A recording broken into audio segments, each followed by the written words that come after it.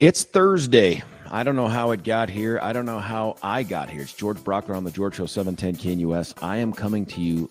I know it may not sound perfect. I'm coming to you live from the Denver metro area, but no, I'm not in the studio. I am doing this from home. Now, listen, I feel like you're bragging, honestly.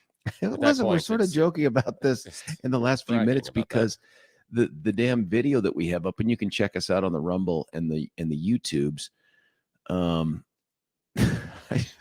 The actual background that I had for my house here looked, according to Billy and Mark, a lot like a prison cell or an interrogation room. Yes, it looked like an interrogation room. Looked like I went ahead with a virtual one. So if you're looking on the tubes right now or the Rumble, there's a beautiful home behind me with what appears to be a baby grand piano. That's fantastic. Trust me, that is not my home. That is not where I live. There is no way that with children, anything that light colored could look like that. No, this isn't. There's no possible. way that couch would be that color either. No, and I love the fireplace. It's very reminiscent for me of the Brady Bunch. But what I want to know is, why is the fireplace just middle of the room? I mean, who does that? I don't know. Who's like, chimney, middle of the house? What's going on with architects? What's going? No, it's old school. No, old school is against the wall. That's old school. This is against the wall, isn't it? No. Your fireplace is separate now. I'm pointing at a screen that people can see. See. Yeah, there's a fireplace separating the grand piano area from your lounge area with the couch. Who does that? I'm sorry. And there's beautiful pillar, wood wrapped pillar with a matching front door. It's really nice, but I want to know what's going on with architects today. Why are I think the fireplace should be here in the middle of the room, because that's where the fire goes. It's like anything else, man. I just think it's my wife and I have done those house tour things when things are open. We don't see the model homes, and there was one we walked in, beautiful master bedroom, and then there's a fireplace that's separating that from part of the bathroom. Like, I don't need to see the fire while I'm doing the stuff. I just what are we doing here? And then again, I can see into the bathroom while I'm in the other. There's a reason there's a door, people. I'm sorry. I don't want to see into the bathroom either. I don't even want to see into the bathroom when I'm in the bathroom. Exactly. Lights off as much as possible. Yeah, I know. Listen, the weather here today, 92 degrees, afternoon storms. There's lightning bolts, but there's also a sun. So it's like there's dueling pictogram things here. There's a sun, a cloud, lightning bolts, and rain, all wrapped into one little thing. In fact, if I were going to create a weather t-shirt, I'd use that with a question mark in the middle and then call myself a meteorologist. It's like Battle of the Titans. It's like, who's going to win? It's all the elements of weather. Exactly. Friday, on the other hand, we plummet down almost 20 degrees to 73-degree high, storms and cooler. We start to climb out on Saturday, scattered showers, 74 degrees. By the way, scattered showers looks remarkably picture-like the PM storms, because it is. And then Sunday back up to 83. And by next Tuesday, and again, remember, the weather people will tell you they really don't have any idea what's happening after 3 days. They claim we're going to be back into the 90s. And then by Wednesday, we're just a big solid ball of fire called sunny and hot at 92 degrees. But I'm kind of looking forward to a little bit of the reprieve on the temperature thing. That's kind of nice. I got a comment here, the radio thing. You've got a little bit of an echo behind you, which is really nice, because with your background, it does give the illusion of this giant room that I'm sitting in. Yes, it's really nice. Billy, what the hell can I do about my echo? Should I just bring the mouth in closer? Like that? That's the thing is, closer to the microphone. But the real thing is, but as we do this, and if you are able to get a picture, what I would do is we can talk about inexpensive soundproofing that you can do on the walls behind you, so it doesn't bounce around. Getting rid of the kids. Yeah. Well, the other part is that it would make the interrogation room look a little stranger. Like, why does George have a quiet room? What exactly is going on? Yes. Are we in the safe room? Yeah. What is going on here? And I don't know if they'll let me do this again. But listen, the whole reason that Kelly let me do this, and my big thanks to Kelly, who will hear this later in the podcast because he won't get up before 10, but was I didn't get in until late, like after 11, like I was approaching midnight, and it was like, pretty please don't make me drive out of the house before 5 a.m. Please let me have an extra 30 minutes. Yeah. And we did that. And then, of course, because I slept in a little bit, I had gotten up. Folks, I watched the whole damn debate, 2+ hours of this thing. Jeez. And I sent Billy, I'm going to call it, and this is just internal talk, and it's not meant to be disparaging at all, but I Sengenbergered Billy with sound clips. And lots of them. I got them all except I couldn't find one. All of them. Yeah. As the thing is, as I said it, I was like, oh man, he's going to hate me. He's going to hate me. But yeah, that's why I didn't come in. Yeah, that's the thing. I didn't want to be hit. And you listen to some of the other national guys, and there are times I'm like, oh, you guys are a-holes, especially your producer. I love it. Like, let's go to cut 31. Let's go to cut 47. Yeah, I'm like, who's cutting 47 pieces of audio? If you have to have 47 pieces of audio on your show, everyone thinks, what's the show part? Yeah, I have all the audio so that I can play anything. No, it means you have poor decision-making skills. No, focus on the ones that we think are important and play those. That's how this game works. It is not our job to play you all of the audio. It's our job to go through it and figure out the ones that we believe are important and play those. If you're cutting more than like 8 pieces of audio, I don't want to punch you in the throat. It's you just also know but you did not that- make me do that today. I think we're at No, 7, but so we're good. You know that from this show, we at most have a handful of clips, 3 or 4. Exactly. Yeah. But you do today it right. I'm looking here. I punched Billy with at least 7. Yeah, I think clips. 7. Yeah, and that's good. That for me is about the Mendoza line. 7 or 8 is about where you get into, above or below being ridiculous. Yeah. But it's good. We got them. Yeah. Although I can't save them in the system, so you're gonna have to give me, as we talked about. Yeah, well, Fox News has their own little rules and stuff. There was also, we can't and hold folks, them for 24 hours. Jerks. I'm just telling you how the sausage gets made, folks. This is the behind the scenes stuff the show Exactly. gives you. Typically, I'll find something. Let's say it's on YouTube. I can watch it and I can mark for Billy like, hey, at 49 minutes and 3 seconds, so and so says this. This is how it ends. That just speeds things up. Well, because I watched it off of like an Xfinity record because I was flying in, those numbers don't mean anything. I can't shoot Billy that clip. Those numbers are irrelevant, but I tried anyway. Like, it's in this area. It's in the 24-minute 24-ish, area. But it was good. Yeah, it was just a little brutal. But we're going to talk a lot about that later on in the show because honestly, it was, for me, it was eye-opening. It was...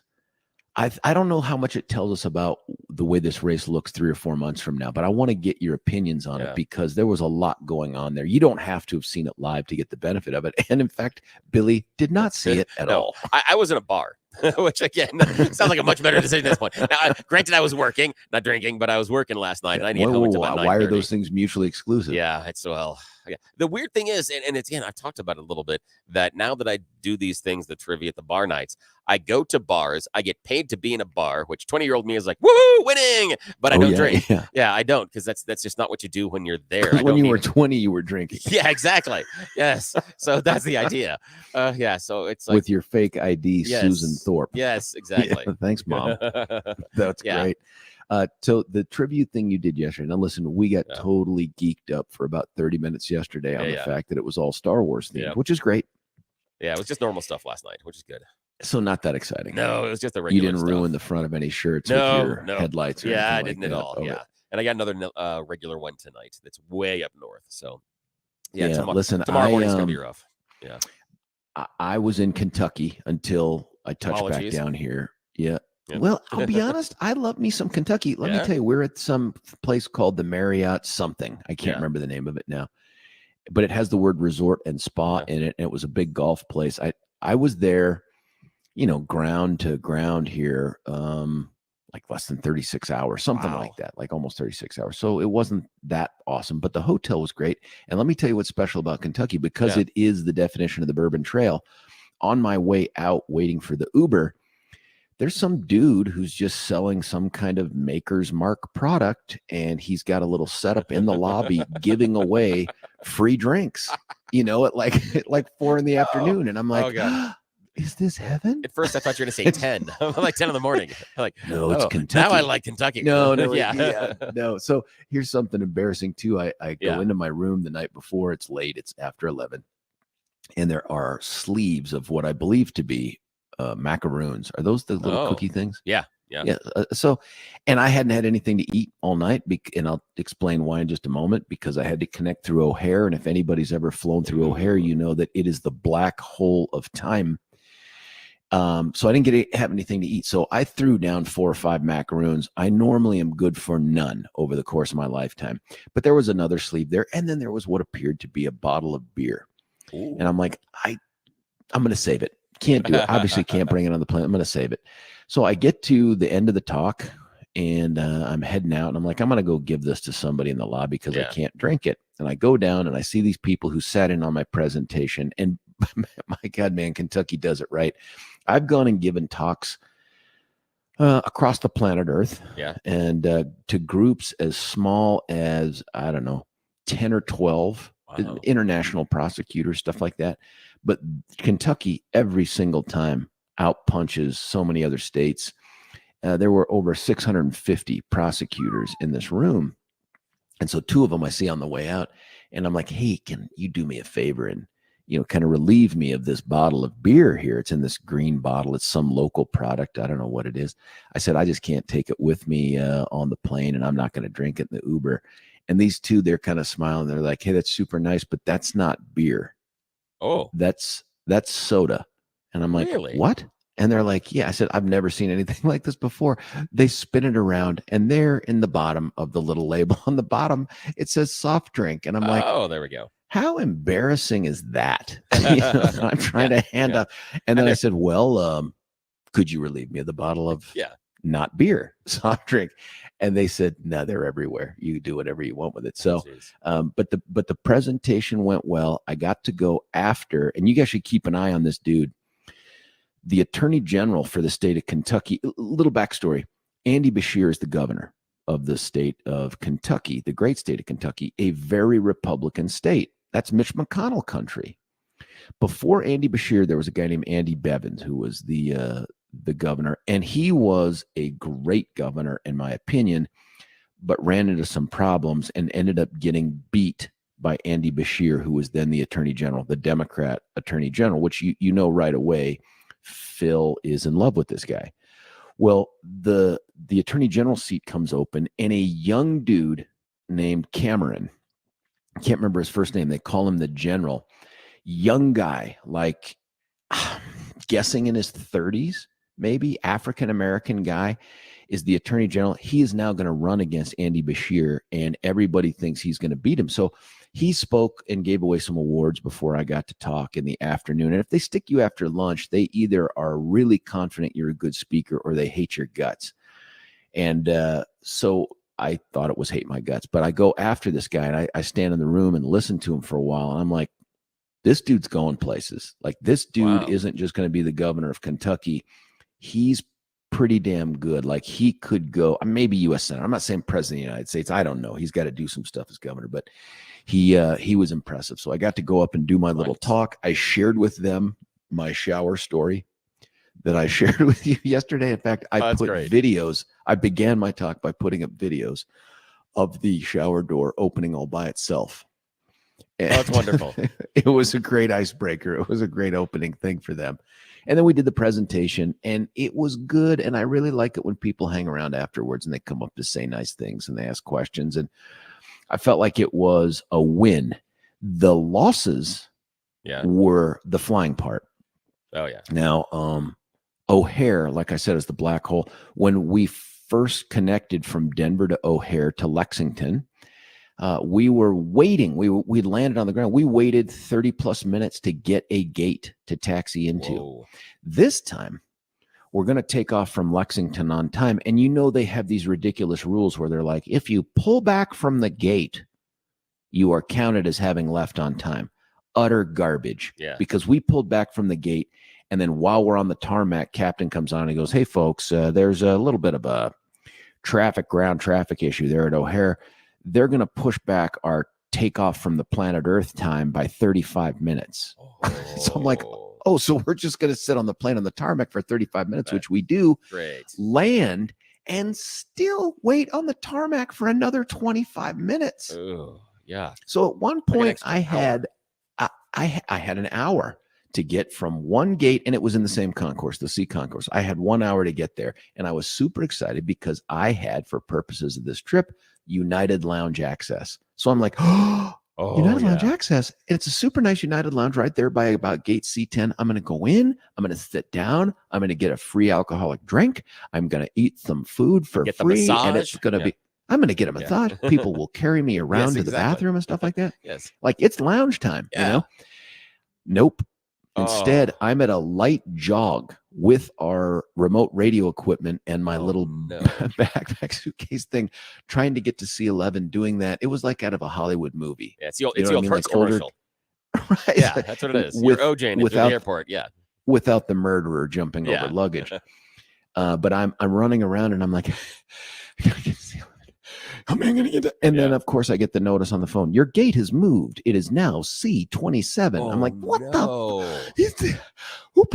And I'm getting down there, and I get all the way down there to find out that the plane arriving was late. So I stand there watching people get off the plane, and I'm just like, this whole thing sucks, man. However, I will tell you this. I'll tell you this, though. Yeah. That run, you can discount that from the marathon training you do this weekend. Oh, the marathon. Yeah, the marathon. Good I'm point. just saying that, just work that in. Okay, continue. Sorry. Yeah. It was easy quarter to a half mile. Oh, easy quarter to a half mile. I would at least triple that. Just, But the, on the watch, on the yes, Garmin, exactly. It says, but what was interesting to me, and this is going to feed into our discussion really of what took place in the GOP presidential debate, and that is the murmuring. You know what I mean? Like the murmurs of the people inside O'Hare were, I will go out of my way to never again fly through O'Hare. It is like this all the time. It is a nightmare. It's like monkeys run this thing and they're just throwing levers. They don't know what they're doing. That's the kind of thing that builds. And it can make Dutch Brothers coffee super big in a very short period of time, but it can also derail. The problem is you don't have like competing airports in the area. Although I did hear people say this, I'm driving to Cincinnati. It is worth it to me to drive to Cincinnati than to go through this freaking nightmare. So I tweeted out, I said, you're as likely to get shot in Chicago as you are to make your connection. That is fantastic. That is good. Well done, sir. Yeah, I don't know if that's true, but it felt true at the moment. Anyway, sorry for that, Billy, but that was just that was the crappy part of flying. But I'm back, so I'll be in the studio tomorrow. But one last thing. Yeah, the big presentation room, giant conference center. There's 650 people in there. No AC, as best I can tell, because about halfway through, in the middle of talking about these mass shooting cases, I said to them, "Hey, is it just me? Or is everybody a little tropical down south?" That's great.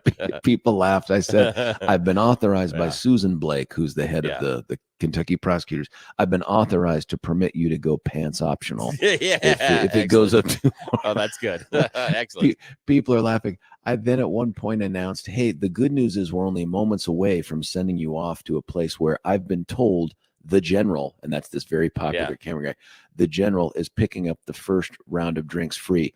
Little did I know someone from his staff was in the front row in a nice red dress, super funny girl, and she yells out, "George is lying." That is wonderful. So that's fantastic. It was great, man. I mean, it's such a good crowd, and they were a lot of fun. But it's good to be back in this palatial house that I don't own, that you can see on the Rumbles. And your weird fireplace. It's still bothering me. In the weird fireplace thing.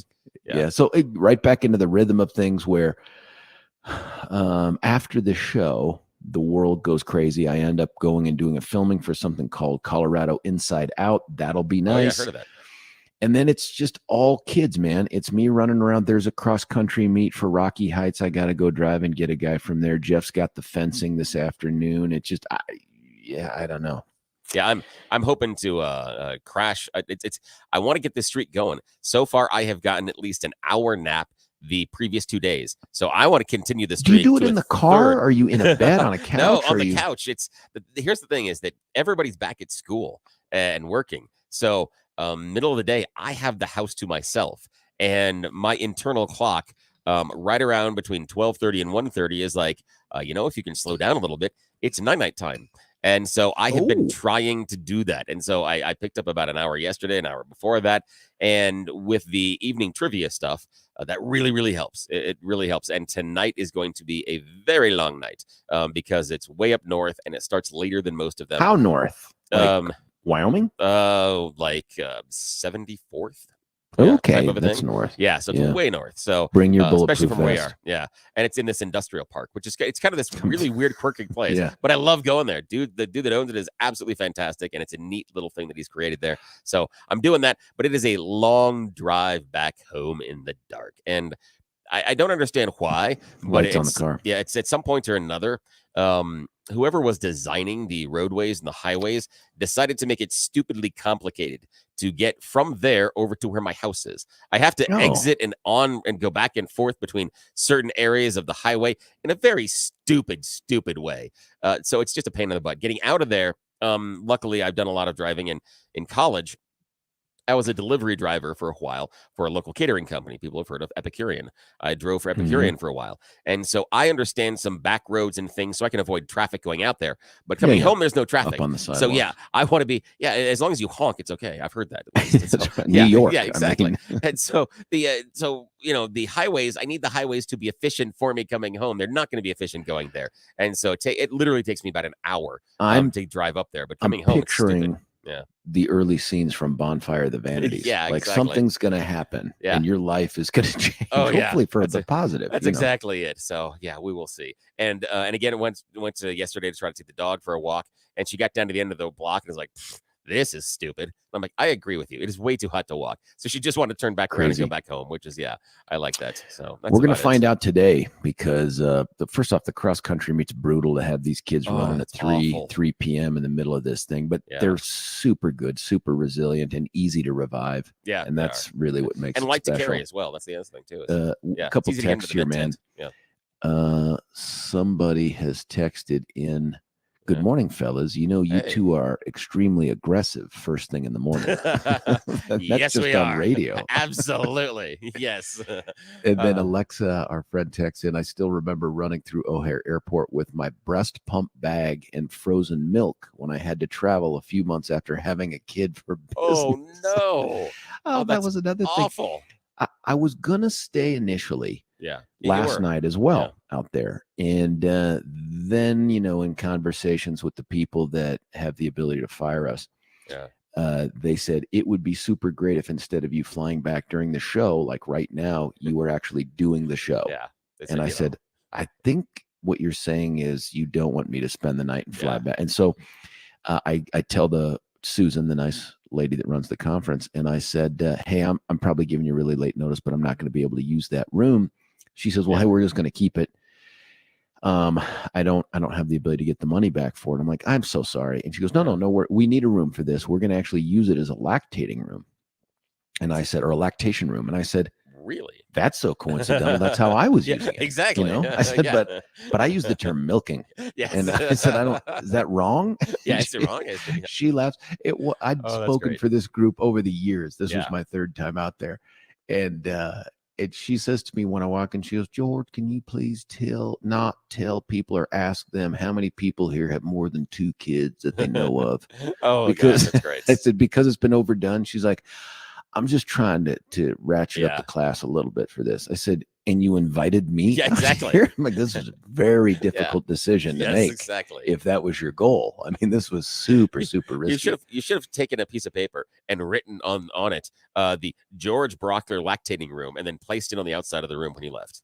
Just in case. Or maybe put signs around the inside, It was a great trip. It was too short. In fact, part of me wishes I was still looking out at the deck. Yesterday when I was in the white t-shirt in the hotel room, part of me wishes I was still there, but it's so nice to be back. Doing the kids stuff, it just speaks to me. And I feel like I'm actually doing parenting. Well, and I get a chance to, if you're not looking, I have a baby grand piano over my shoulder. I may fire up the fireplace. I don't know, for breakfast. Might as well. I don't know. You could have breakfast s'mores.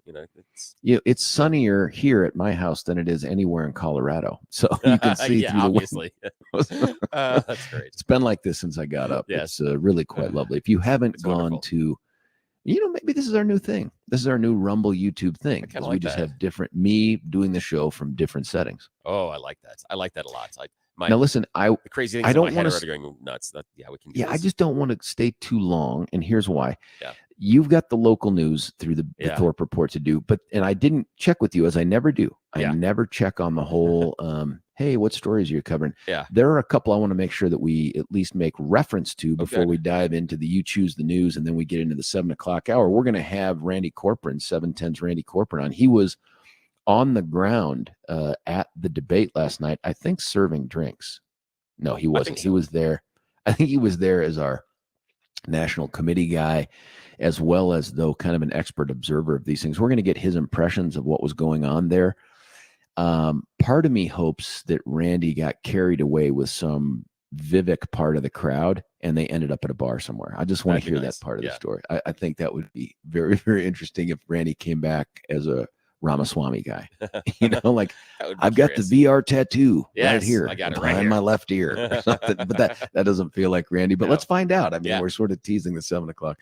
Listen, let's cut away for a break. When we come back, Billy is going to make us a lot smarter on the local news of the day. We'll throw in some other things, and we'll get to the You Choose the News.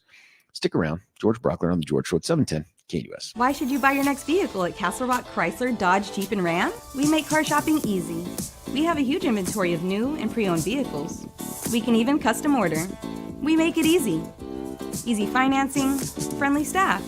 And when it comes to quality service, our expert technicians keep your vehicle in top shape. Visit us today off of Highway 25 and Plum Creek, or shop online at castlerockcdjr.com. Castle Rock Chrysler, Dodge, Jeep, and Ram. Car shopping made easy. Why should you imagine the lifelong impact of a journey to the Holy Land, surrounded by like-minded travelers? Picture yourself stepping foot in iconic locations right out of history. With nationally syndicated radio hosts Dennis Prager and Mike Gallagher, you'll gain firsthand understanding of the spiritual and political importance of this vital region. Hi, it's Mike Gallagher here. I hope you'll join Dennis Prager and me on an amazing journey through Israel in October 2023. Discover Israel's vibrant culture and why this nation is such a strategic partner for the United States. Join Dennis Prager and Mike Gallagher on this life-enriching Israel tour, October 25th through November 3rd, 2023. For more information, call 855-565-5519 or visit standwithisraeltour.com.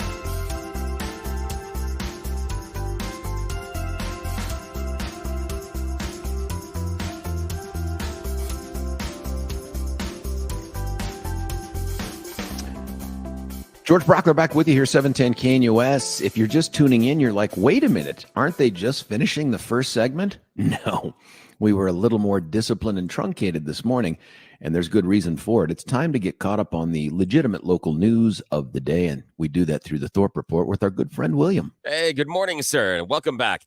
We are in for another 90-plus degree day today before the cooler weather moves in for our weekend. Highs are going to reach about mid-90s today.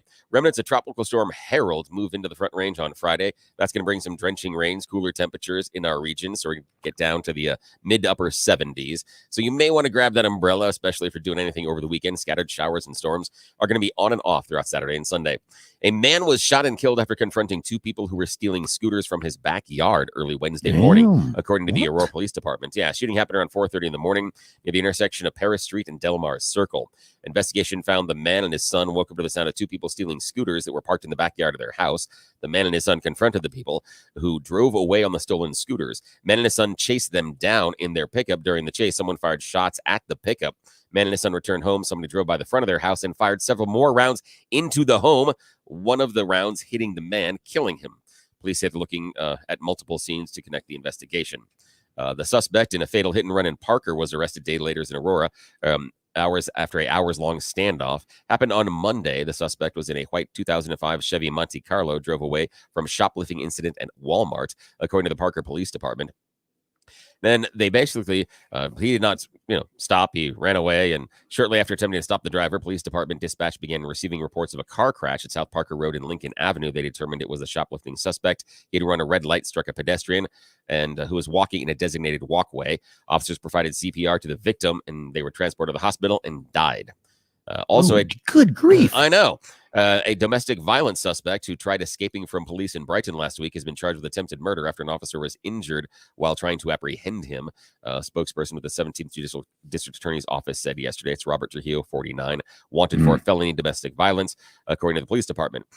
We have 4 female inmates in the Adams County Detention Facility that were taken to the hospital after an apparent fentanyl overdose. Lots of questions there. Former Rocky Ford Police Department officer was arrested this week on several charges, including tampering with evidence. 41-year-old George Ibarra was arrested by officers from the Rocky Ford Department on suspicion of tampering with evidence, official misconduct, and theft. Arvada police said a man was caught on camera setting a dumpster on fire and is probably responsible for a at least literal dumpster fire? Yes, a literal dumpster fire, and probably responsible for 11 other arson incidents. They shared the video of the suspect on Wednesday, hoping somebody will recognize the man, who they say has set at least 11 dumpsters on fire since July 23rd. And finally, in this round of the news, deputies are investigating the death of a person whose body was found in rural Arapahoe County yesterday morning. They said just before noon, a resident found a woman's body along Ewell Road between Colfax Avenue and I-70. That's between the towns of Bennett and Strasburg. They're investigating the death as suspicious. The coroner is still trying to determine how she died. All right, that's all I've got. You've got some other stuff you want to talk about. Well, there were just some other stories that I thought that were out there that are worth acknowledging. Some good news stories. I just did the crimey stuff. From when you and I were kids, man. Do you remember the Orange Crush back in the 70s? 77? Hey, I can, if I wasn't so embarrassed about it, I could sing the song that they did. Not the usual one. There are a couple of songs they did there. So, yeah, there are some Orange Crush. I had the Orange Crush t-shirt. Not only the Orange Crush t-shirt, but I can't remember now if it was Shakey's or Pizza Hut or one of the chains back then, but they had 4 placemats. Yes, that covered those 1977 AFC champion Broncos who went on to lose to Roger Staubach and the Cowboys. Heartbreaking. Ooh. But after all of these years, and we're talking after all of these years, Randy Gradishar, it appears, is a senior finalist named Pro Football Hall of Fame. Oh, it's so nice. That's pretty good. He's one of 12 senior semifinalists. The other 2 finalists were former Chicago Bears defensive lineman Steve McMichael and late wide receiver Art Powell. Those are names blast from the past, if you recall those. But Randy Gradishar, man, Denver Bronco, it looks like going into the Hall of Fame. Oh, it's about which is time. Oh, my goodness gracious, buddy. It says here he played from 74 to 83. Now, I was probably too small. 74, I was still too young to be aware. But I remember that 77 season, man, because that was like first grade for me. That was like first grade for me. And I just remember the excitement. I remember coming down the mountain from I-70 back when you could do it in relative time, listening to like 850 KOA broadcasts of the Raiders Broncos. We were coming back from skiing or something. Yeah. And you know, the old names, the Snake, Kenny Stabler, Craig Morton, Haven Moses. I mean, I remember that sitting in the back of the car wondering why my dad was so intensely listening to the radio. Like, what is this? And like, it sounded great. And I'd start listening. And I remember the Super Bowl. And for this town back then, when the town was a fraction of the size and complexity that it is now, it was one of those things you couldn't reproduce it. 20 years later, we win back to back. That was huge. This was so different than that. We've never had anything like that in this town. It was a measure of respectability for the town that we actually do count, that we are a real destination. We actually exist. And I remember that. And I still, during that entire season, I talk about the songs and stuff. Oddly enough, I'd been goofing around with audio and things. I still remember sitting on my front lawn with a tape recorder, listening to those Broncos songs, rewinding it, and listening to them again. And so I would play the tape recorder, and I'm out there playing in the front yard. And so when the song stopped, I'd go back to the tape recorder, stop it, rewind it, and then listen to the songs over and over and over again. Yeah. Guy's been eligible for the Hall of Fame since 1989. It's about darn time, seriously. I know, but it's pretty awesome. So 1978 nice. NFL Defensive Player of the Year. 7 Pro Bowls. I mean, just legit stuff. Had he played in a different city, like a different media market, he wouldn't have had to wait this long. No, if he was in Chicago, he's in New York. He'd be in already. Right, exactly. Or even Texas or something. You know what I mean? Like some place. We're still flyover country, and the proof of that is how the Nuggets got treated up until the moment they won the NBA championship. Right, like even up to that moment, people were like, "Well, they're good, but." It's like it's Denver. Yeah, exactly. Yep, that Morton to Moses connection. So that was one of the stories that I wanted to tell you about. The other one, not as uplifting, but very positive in my mind. Yeah. The King Soopers shooter. Oh, yeah. Who murdered 10 people. And I still find it fascinating to me that everybody he shot died, which is just so unusual. Yeah, it really Normally is. You have the deceased and you have those whose lives are changed forever, but they have their lives. All 10. It looks like he's been restored to competency by CMHIP, the Colorado Mental Health Institute in Pueblo. That based on a release from Mike Doherty, who is a real legit district attorney up there in the 20th Judicial District. That's Boulder. So it looks like finally we're going to get to see this guy in court, and he's going to get to have his day in court. That's a huge development. That's fantastic. That is really good, and really good for us and really good for the community. That is wonderful. And the victims. Yes. You know what I mean? Like if you look back at the Planned Parenthood mass murderer down there, I think he was good for 4. So it's mass murderer. And I'm not going to say the dude's name, but that guy has been found to be incompetent now by the state and the federal courts for so long. It's been years. And can you imagine being the family member of one, like the police officer who was killed down there, or anyone? You're the family member of them. They're still dead. You still deal with the fact that they were murdered. That's all still true, but not any closure, even in court. I mean, just the idea that you know who did it. This isn't a whodunit. You know who did it. You know where he is. You have all the evidence. You're not allowed to even present the case because some judges have determined dude's not aware of his surroundings, can't meaningfully participate in the case, doesn't I mean, what a killer. So this is, no pun intended, this is great for Boulder and the surrounding community and all of those victims. I want this trial to be televised, by the way. We need this. And Mike Doherty is legit at what he does. He is a good prosecutor. He's not a DA who, like the woke crowd, sits in the corner of the office. He's part of the woke crowd that will actually go to court and try cases. So I'm anxious to see this thing play out finally. Good. That's a good one. And then this other one, and you and I just kind of briefly went back and forth on it. There's an article in the Denver Gazette. And by the way, if you're looking for a local newspaper to read online, the Gazette's fantastic. I love these guys. And you know that because we have Dave Magoya on and we've had the editors on, and we do a bunch of great stuff with them because I like their product. They remind me of the old school newspapers. They really, because I pick up the Post and I'm like, what's this crap? I mean, when did it turn into like USA Today Light? When did this happen? Right. And the Gazette reminds me of the old school Rocky and the old school Post. Yeah. It's funny you say that because more and more with the Post, back when we were getting it physically, right? Like it had become like a pamphlet. Yes. It wasn't even, it used to be this robust, thick, get ink all over your fingers. And then when you opened it up, maybe 10% of the product, I'm guessing, was local. Yeah. The rest of it was like 2-day-old stories from The Wire or something like that. For me, I don't know what purpose it continues to serve other than to bash Lauren Boebert, who's the subject of this little reference. She and this guy named Hurd, who enough about him, but I want to know more about him. He's a Republican who's going to primary Lauren Boebert out there in the 3rd Congressional District. They refused to sign that libertarian pledge that was part of that epic agreement that D. Will from the state GOP had negotiated. They said, no, not going to do it. So that's very interesting to me in terms of that development. There's a poll out by the Dems that show that, Adam Frisch is within the margin of error for Lauren. I mean, it's going to be a competitive, really tough race. Well, there's no doubt about it. And I don't know if she comes out on top or not, but the news of her early death, I just think it's premature. You just don't know until this thing plays out a little bit more. Yeah, but, she surprised people. So I thought that was interesting. I thought that's really when do we have too. D. Will coming back on? I don't have the calendar in front of me. I'll have to check. But that's interesting as far as the libertarian pledge. I mean, honestly, the cynic side of my brain says, well, Republicans are huge into pledges, so I'm surprised they didn't sign it. However, I think there is nothing more libertarian than not signing the libertarian pledge. I just am saying, I think that is a super libertarian thing to do. So kind of a good bad there. So I like that. Yeah, this is a Lauren spokesperson.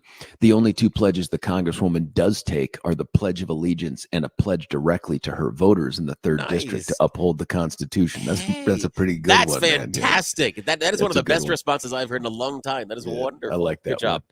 Listen, I've eaten us through the rest of these minutes, but I thought that those were each interesting local stories, and so we'd throw that out there. I love the Gradishar one, man. I think that's fantastic. Listen, we're going to cut away for a break. We're going to come back. We're going to give it back over to the big man, so that we can get through the good part of the show, and that's You Choose the News. So you stick around. It's George Brauchler on The George Show. You're listening to 710. I love doing this. KNUS. Want to take your favorite radio station wherever you go? Well, now there's an app for that. No matter where you are, stream your favorite shows. Tap the app to listen to podcasts. Talk back to your favorite local hosts. At the tone, leave a message. Call the show. Set your alarm. Enter contests and win prizes, all in the palm of your hand. Available now for iOS and Android devices in the App Store or Google Play. And best of all, it's free. Download today.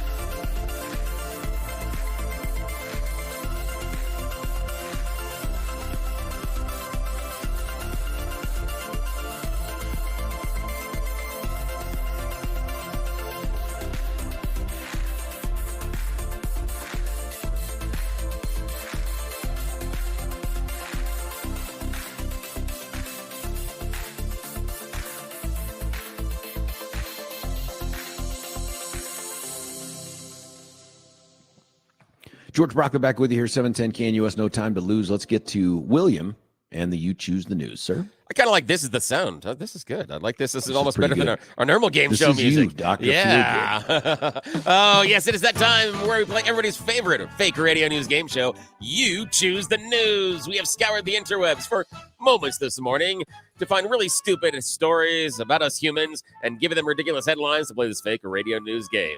Alrighty, sir, we are going to jump right into the game. Here are your headlines. Headline number 1, purloined peruke. Headline number 2, fiery new flavor.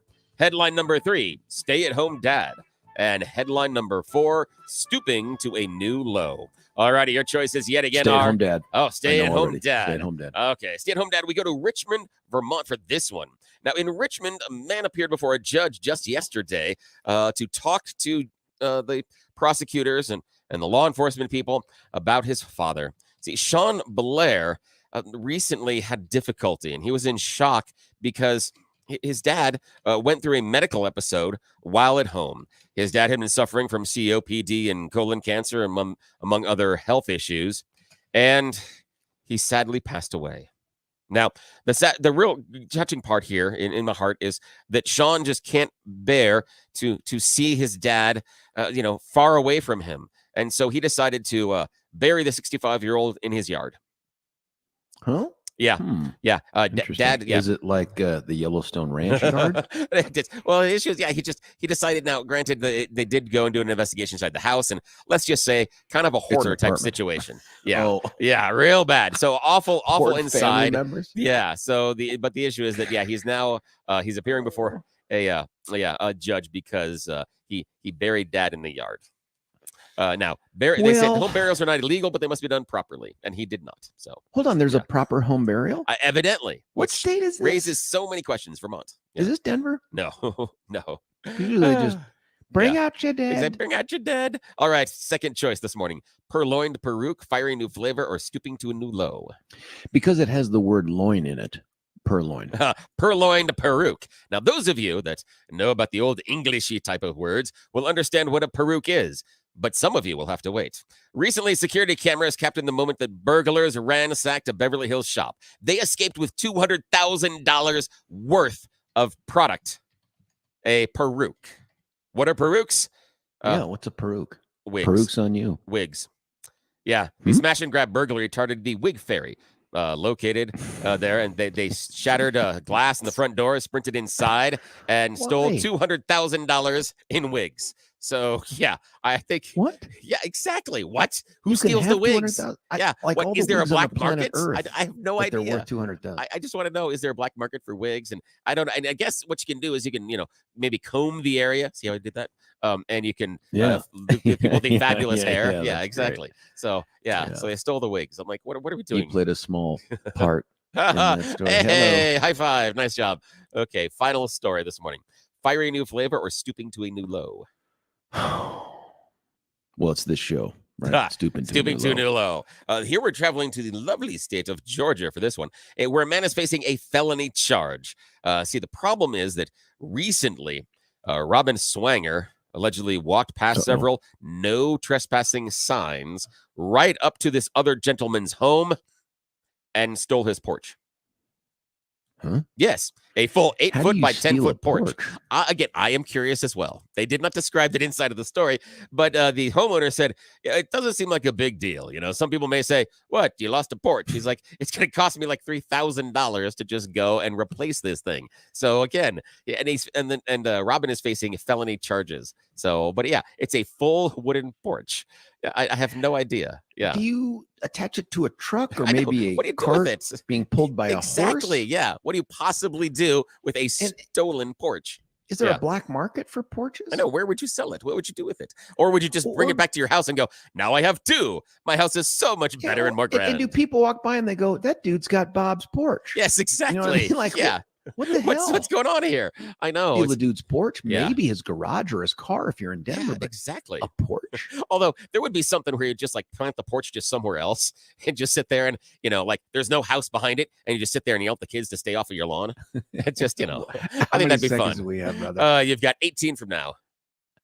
Okay, that's plenty of time to let you know that 710's Randy Corcoran, super lawyer, is going to be on with us at 7:03. Stick around to hear that, and then we'll get your calls on this whole debate thing. George Brauchler, 710 KNUS.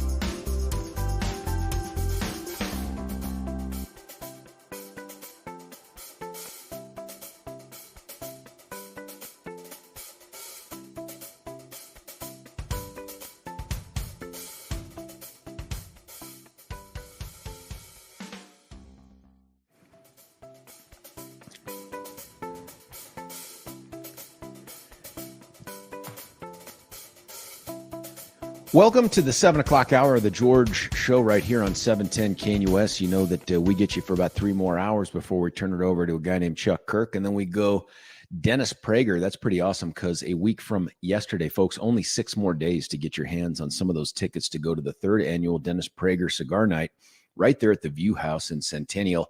Great opportunity to be in a much more intimate setting with a guy that you listen to every day. Dude's been doing this thing forever at the highest levels.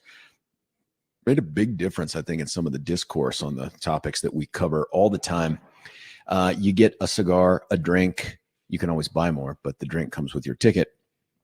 A carving station, hors d'oeuvres, more meat products, and many of the hosts of the show here. In fact, you know what? Let's check in with our next guest and find out. You just have to go to the website there at 710knus.com and click on the banner.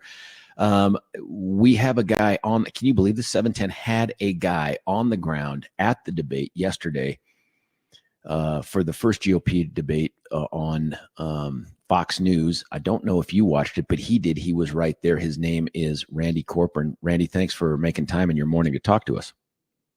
Good morning, George. Always good to be with you. Hey, are you going to be at this Dennis Prager thing next week? You know, I'm thinking about it. I'm not doing too much sort of social.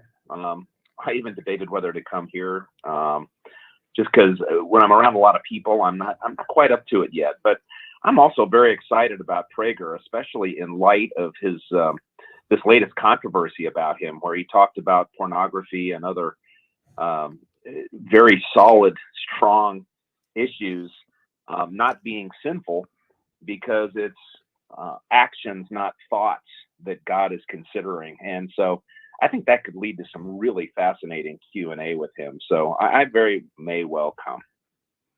I think it'd be great to see. I know the social part of it, if it helps you to wrap your mind around it, you could just treat it as work. Maybe. That's a great point. The least we can now do first, for each other and our station. Yeah. That's right. That's right. For what it's worth, man, what time did you roll out of bed this morning? Or did you even go to bed? Like, tell everybody where you're at right now.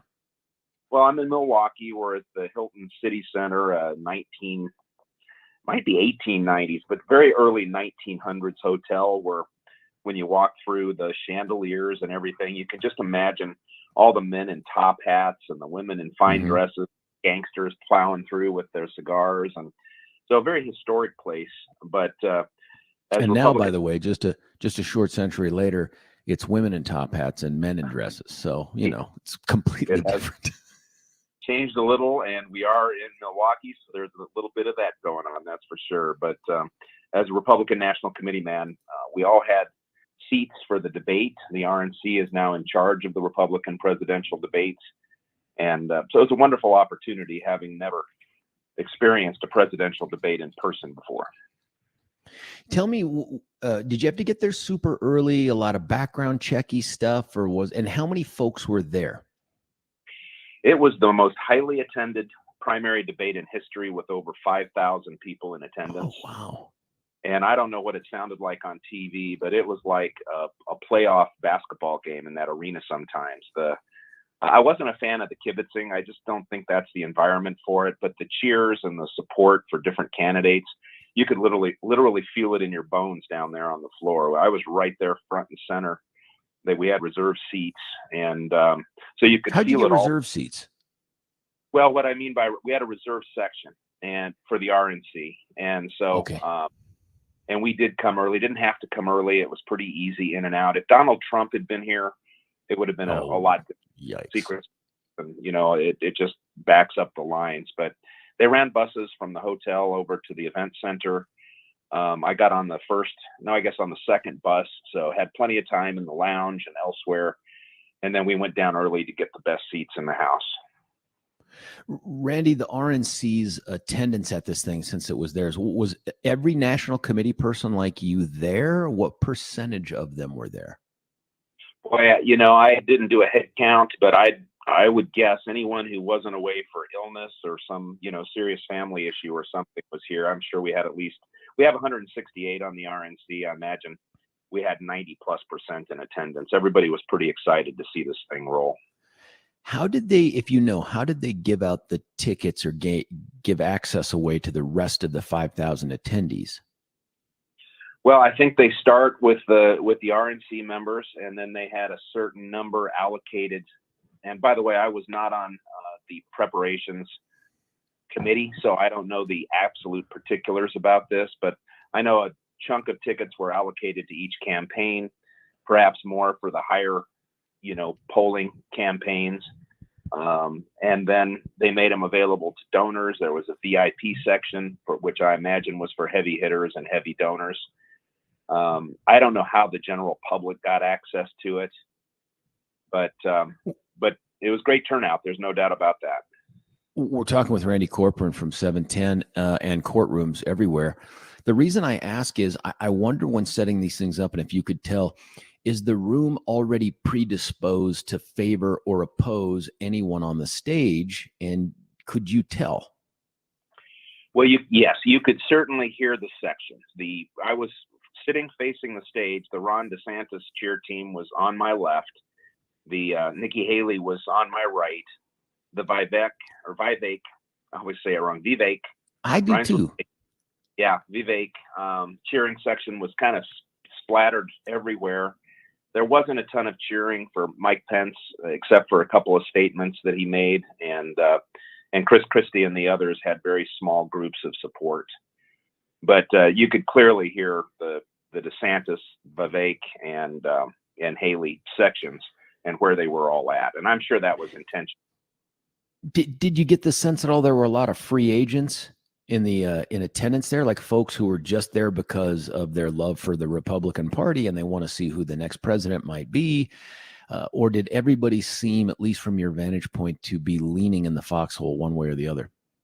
Well, it certainly felt like there were plenty of people willing to cheer for things they liked and boo the things that they didn't, no matter who said them. So, That's we're good. so early in the process. I think the opportunity for ideas and philosophies and principles to be laid out is right there for the taking for most of those candidates. A couple of them I don't think will make it to the next round. I feel like you're talking about Asa Hutchinson. Governor from North Dakota. He got a lot of points. I was sitting next to a young woman who went to high school and college with Vivek Ramaswamy. So she's especially interested in his performance and all of that. And she was taken by the sort of small town charm of the North Dakota governor. And of course his courage in being up there with basically a broken leg, I think a shattered, torn knee ligament, and standing up there for 2 hours. He was in the hospital the night before, so you got to give him a hand for courage. But I don't think he goes very far. I certainly think Asa contributed nothing last night and will not likely make the next level, the next criteria, because the criteria for the September debate at the Reagan Library goes up a chunk for everybody. Let's talk about the elephant who wasn't in the room. How many of the folks that were there, just based on your sense of them and conversations that you may have overheard, were Trump folks who were really there just to see who might be his running mate or how much his absence may impact the stage or anything like that? What was your sense of Trump not being there and the crowd? Because Trump, go ahead. I think Trump won the night with his 174 million views on Tucker so far. That's pretty incredible, that interview. But it was very interesting because there were a lot of people there, and there's a strong Trump base on the RNC. There's no question about that. You could hear the Trump supporters who would jeer at times, and especially if Chris Christie went after Trump. But in conversation with party chairs, with people who would be the equivalent of our Central Committee members and others who had gotten debate tickets and who were fans of what Donald Trump did, there was a lot of conversation about concern, about a change in direction. You're never going to get past the Trump base. And I don't think any of these people have a chance to take Trump out. But there were definitely folks listening and looking for alternatives. There's no question about it in my mind. We're talking with Randy Corcoran from 710, also a super attorney on a whole bunch of Republican issues and candidates. Did you have the ability from where you were sitting? Did they put up the monitors to show what they were showing on Fox News, or were you limited to just what your eyeballs could take in off the stage? Huge monitors on each side of the screen. So I think we were typically getting we never saw the moderators. So I don't think we were watching the Fox feed. We got to see close-ups and great, pulled back shots of all of the candidates. Where I was sitting, which was right, front and center, about 5 rows back in the middle, because of the way the stage was set up and how low we were. For instance, I could not have seen the Vivek finger wagging moment at Ron DeSantis, but for the monitors. And I did not see how they used the drone. Oh, there was a drone. Oh, that's fascinating. Yeah. I guess I didn't pick up on that when I watched this thing. Well, they flew a drone. I didn't do the intro. Yeah. Well, I don't know. So no, I don't think we were watching the Fox feed, but we were able to see close-ups and all of it was a spirited debate, and we were able to not only hear it all, but get a good taste because of the big screens. Well, I'm glad for that, because I want to ask your perception based on the visual part of this. If you watched the Fox News thing, and I don't know if you've had a chance, Randy, it's only been a few hours, to go back and watch it and compare what they captured on camera to what you saw, and whether or not there was TV versus live and in person. What's that? I was just saying, you faded. Yeah, I think that I have not been able to see any of the Fox News debate, so I don't know how different it was. And I'm sure there's a lot of the TV producers can do to sort of affect people's perceptions. But if they were just simply showing the stage and the interactions between the candidates, including the behind the scenes, the looks, then I think people got a very real taste of what it felt like to be in there. One thing, though, that nobody would have seen because of commercials is during the breaks, Mike Pence and Chris Christie were having conversations and sort of looking over toward either DeSantis or Vivek. Chris Christie was also talking with Asa. So I think that there were and there was one break where DeSantis and Vivek were having a real close chat. So I wondered if some alliances were being formed to get through that first debate and try and still leave people in position to continue on. Hard to imagine, Randy, honestly. I've never played at that level, but they might be making nice with each other for sort of that subtle, veiled, unspoken, hey, no need to stick the knife in all the way on this one. But I can't imagine any legit alliances get developed there, especially on the stage. When you, from your vantage point, where was the energy of the night? Who seemed to be getting more of the genuine, authentic support? And I don't mean, hey, I brought 20 people in and they screamed their head off every time I gave the right answer. So I'm talking about who kind of won the night in terms of energy. And there doesn't have to be one, but I mean, talk about that. Well, I think Vivek probably had the swells of energy that would come out. I loved Chris Christie's line, something like, "I'm sick and tired of listening tonight to a guy who sounds like Chat GPT," and that was a shot of Vivek for the just the clarity and the specificity. The guy is like a computer when he talks. He's just so smart, I guess. So there was that swell, and then Ron DeSantis certainly had the greatest, just steady support. He was well loved when he came out, cheered when he had a couple of his, mic drop moments. I guess my biggest disappointment, I didn't expect much from anything from Asa. Didn't know anything about the governor, who proved himself certainly smart and likable and courageous, the North Dakota governor. But Tim Scott, man, he was just almost too affable. He was just almost too nice. He didn't come across as strong. Came across as kind and someone with a tremendous story and everything. But man, Commander-in-Chief, hard to see him in that role right now, just because I haven't felt any strength from him yet. But DeSantis and Vivek, have you had a chance to speak with Senator Scott?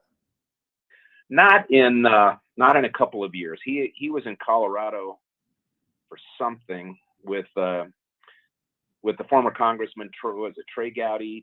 Gowdy, I think. Got a Fox show now and real shiny hair. Yeah. And I spent some time talking with him there. I can't talk like this. Yeah. You can't be around Tim Scott and not just love the man and his story.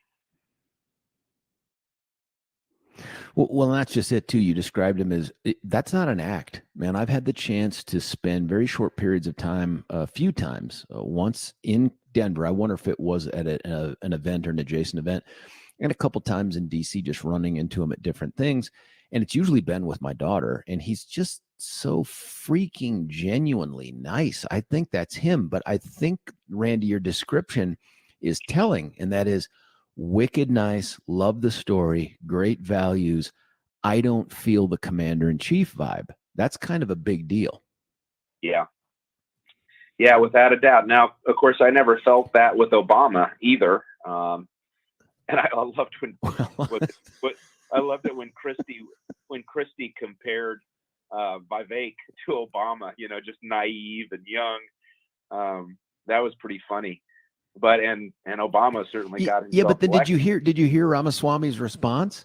He goes, "Why don't you come on over here and hug me like you hugged Obama and I can win?" And I thought, dang, this dude's a counterpuncher. This dude throws punches. Yeah, he had the fire. When we walked out, good. When we walked out of the facility, Vivek, who of course has loads and loads of money that he's made on his own, coming up from nothing, his whole theme has been the American Revolution. I was at a private event with him a couple of nights ago, and they had kids up on a stage dressed in pilgrim level clothes, Revolutionary War stuff, and he had a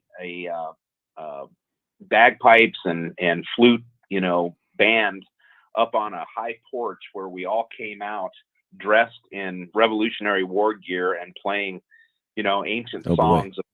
I mean, it's very interesting to watch how he's moving forward through this thing. He was the focus, just rough estimate, the focus of more answers by more candidates than anybody else, even maybe more than Trump. Trump was the source of some questions, no doubt. But in terms of just organic responses that built in Vivek by reference or name, if that's a measure of anything, man, dude overwhelmingly won the stage. Yeah, I do think it was his night, just because expectations were high. The knives were out for him. He didn't alienate the Republican base or the Trump base in any way. And he delivered. He, like you said, man, he was ready for anything and everything. And interesting, though, Mike Pence, Fox News put up some screenshots that I snapped. Pence got 12 and a half minutes, Ramaswamy 11:47, Christie 11:22, DeSantis 10:22, 8 minutes or so and under for the rest of them. Pence really soured the crowd early on when he jumped in.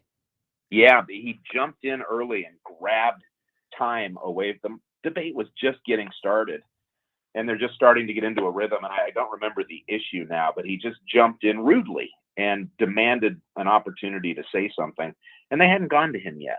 And so if he wanted time, he hogged most of it, but I don't think it was successful for him. I didn't feel that way watching it too. And the other thing is, Pence's delivery is reminiscent of politicians from 20 years ago. And so he may have had more time than Ramaswamy, but he didn't get in more words and impact than Ramaswamy. Do you know what I mean? Like, he just has a different, slower, eye squinting kind of a pace, whereas other folks seem to fit in more information. That was just my takeaway from it. That's not to say he's not a good man and he isn't a principled man. He just strikes me as a 1980s, 90s candidate, not as a 2023 candidate. Doesn't mean he can't win. Just it felt different. No, we heard all these platitudes from him, and in exactly that sort of Reagan-esque 1980s theme that doesn't work anymore about the greatness of the American people and all of that. And, you know, that's kind of nice to hear and reminisce. If you're my age or your age, we can look back and we experienced those periods. But that's not the America of today. We're on the precipice. We're on the brink of turning into a socialist nightmare with open borders and crime and homelessness, all of it exemplified by our own, you know, my beautiful birth city of Denver, that I now refer to as hell most of the time when I talk about it on my show.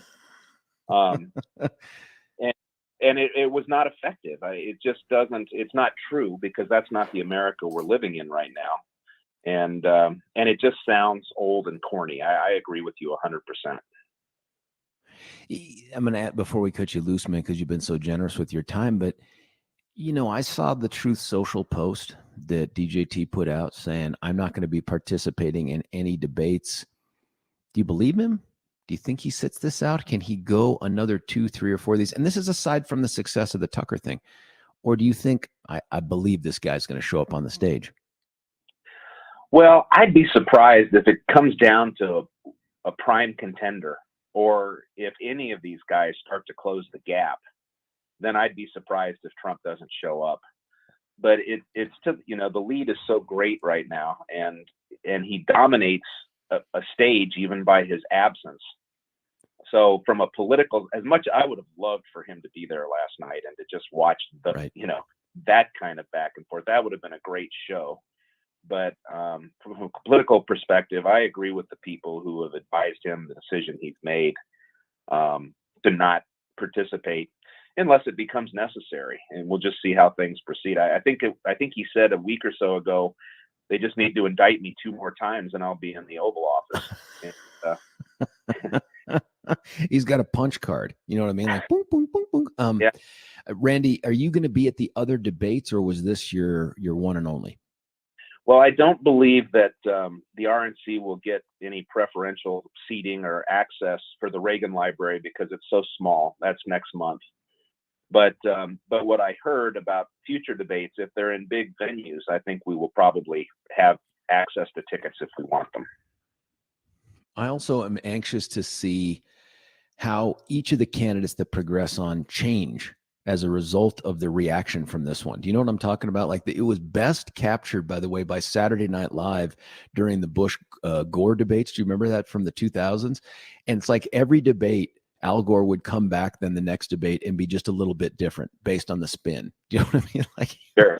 I want to see how many of these folks come back and they're different than they were, because it's a sign of plasticity or inauthenticity. I mean, like, I just want to see the real people up on the stage. And I think, honestly, that's where maybe Chris Christie shines and Vivek shine too, is that I think that's them on and off the stage. The others, I don't know, man. Like, if you're sitting across from Mike Pence having a beer and he's having the same kind of conversation with you in the same way, you're moving to the hard liquor pretty quickly, because you just can't make it through an evening like that. Well, first off, if you were doing that, he'd be with his wife and he wouldn't be having a beer. But great point. Great point, Randy. Great point. But I'm with you. I think that the North Dakota governor, Burgum, he was good. Yeah, really established his genuineness. And Ramaswamy, I mean, he's not gonna change one bit after these debates. He's gonna just keep driving his train forward. But you know, I think what you said was captured by that moment. I wish I remembered the issue, but there was a moment where DeSantis was saying something, and Ramaswamy put his finger up in the air, like testing the wind, and reached into the screen, put his hand over there into the screen to make sure that the cameras were, you know, getting access to him. He's like, okay, are you going to change your position now? I think savvy voters, the early voters who are going to be paying attention and decisive in these primaries, pay attention to that sort of thing. Are you standing on a principle, whether it's popular or not, or are you chasing the polls and chasing the wind? Randy, you back this weekend? Yeah, I'll be back Saturday, be on the air Saturday night. Can't wait to hear your take there. I imagine you've held on to some of the good details. I can't wait to hear what they are and the other recollections. Randy Corcoran, you can listen to him on the weekends. We're going to try to cajole him, to encourage him, to entice him, trick him into coming next week to the 3rd annual Dennis Prager night. But hey, I hope we see you there at least for a little bit. Randy Corcoran, thanks for your time this morning. George, what you said about, supporting our colleagues in our station, I will definitely make a plan to be there. So I'll just say that right now. Oh, buddy, that's great. I appreciate it. And thanks that's for the great. time. I enjoyed it. Absolutely. Absolutely. That's Randy Corcoran, our on the ground guy, man. This is one of the benefits of having the national committee man on the station is he gets access to stuff that you and I just don't get to unless we're watching TV. Thank you, Randy. Listen, when we come back though, now's the time to load up those phones at 303-696-1971. I'd love to hear your take. Did you watch the debate? That's probably the first one. Did you watch the debate? If not, why not? Now, Billy's like, well, I was working. Okay, I get it. Did you watch the debate? And if not, what is it you're hearing here today? We got a bunch of sound. I killed Billy with about 6 or 7 clips. We'll play those throughout as well. But I want to get your feedback. Who did you like? Who didn't you like? Who do you think won the night? And we should probably start taking some odds. Who's gone by the next thing? I will tell you that, and I'm not going to allow you to say Asa Hutchinson because that's over. I think he's already dropped out. I'm kidding. We'll talk about Asa too. Listen, good man, has done a lot of good things, but I'm shaking my head here. If you're on the YouTubes or the Rumble, not going to happen. And not even as a VP guy. It's just never going to ever happen. But let's get your thoughts on that. 303-696-1971. Let's cut away for a break. When we come back, it's you, the texts that are coming in, George Brauchler 710. KNUS.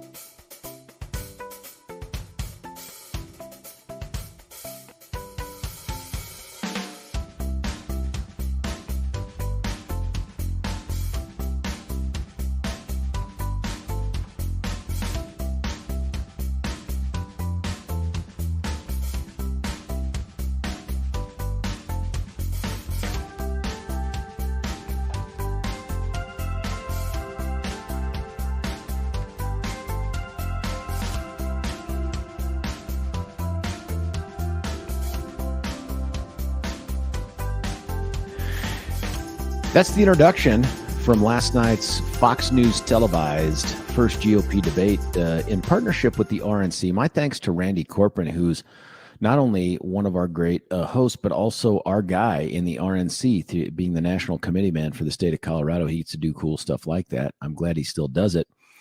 There's a lot to this debate. I'm interested to know if you watched it, and if not, why not? And it could be like, Billy, hey, you were working or something else. But what's your takeaway from it?